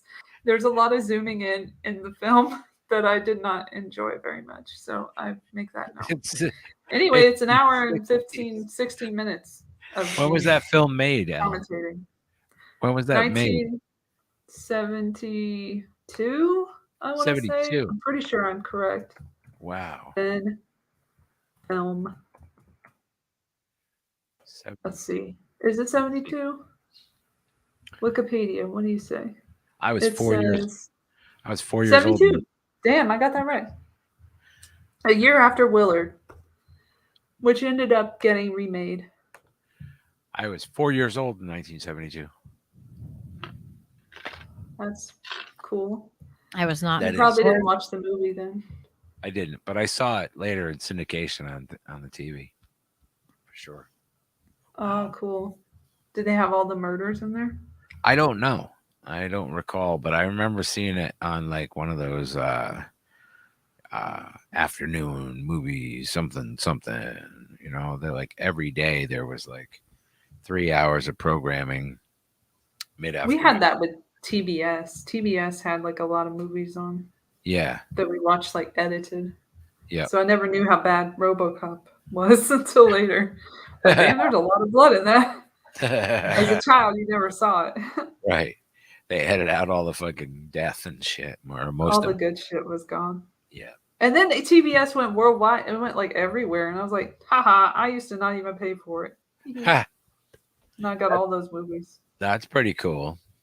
But they were edited, so who cares? But still. We used to watch something that was like shot in Hollywood like that. It was like a late night something or other program. I can't remember. But it would have music and all kinds of different things on it. It was really cool. You know the For like the movie Mystic Pizza. Yes. Oh yeah. Yeah, I've eaten there at their restaurant, at the pizza restaurant. Terrible pizza. It's gross pizza. Sorry to burst your bubble, anybody that likes Julia Roberts and Mystic Pizza. Was anyone really watching it for the pizza though? 25 years ago. I don't know. That's longer than 25. Isn't I it don't longer know. than 25 It years? seems about 25 years ago. She's from Georgia, by the way. Yeah. That's So- right. Is Julia she? Roberts. Shout Not a out. Georgia girl. Shout out to the Southern Bells, ladies and gentlemen. Milledgeville? Yeah. I think is where Yeah, she but was from. shout out to Southern Bells. That brings us right back, Steve, to the whole gender fucking identity thing. Oh, damn it. Did I use a I mean, it's crazy. I mean, I use a yeah, gender it's not like we can probably specific get trope. away with it. You know what I mean? But like, it's just interesting once you start like thinking about it, and then you just realize how much it's ingrained into our freaking brains nonstop. Yeah, no, it absolutely is. Because when I think Southern Belle, I immediately think like Scarlett O'Hara or something, you know, like Gone with the Wind, like how that lady looked and like flowers and shit. I don't know. Oh, well, what was that other thing we were watching on Netflix? The other Netflix show. Which one? Oh my god! I don't know. We're getting off of here. We're gonna yap for 5 more minutes. Remember? Oh, I don't remember. I don't know. I think we'll end up having more conversations about this though, because I think it's really important. It is. It is, and that's the main point of the point that I was making was it should be about a conversation with people. Shouldn't just assume anything about anybody. For fuck's sake, they've destroyed the community. Yeah, that's what happened. Ah, yes. Well, thank you all for joining us, and we'll see you next time. Probably tomorrow. Yeah, you'll see us around. You'll sure. see us. We'll be around. We'll throw up a smoke signal. Yeah, and if you need to get a hold of us in the meantime, you can get us on Twitter. Probably, right? Yeah. Oh yeah. Mine's Lucky Discord, Burritos. whatever. And also Steve Cutler live at gmail.com. You have your email there. Anything like that. Where's the thing? I'm looking. I'm looking. Also on the face space, Steve Cutler live, or leave it to Steve, or yeah, both of those things. All right, we love Okay. y'all, fam. Peace out, Bye Girl now. Scouts. Thanks, Sleep Al. well. Hydro field cuts through my neighborhood.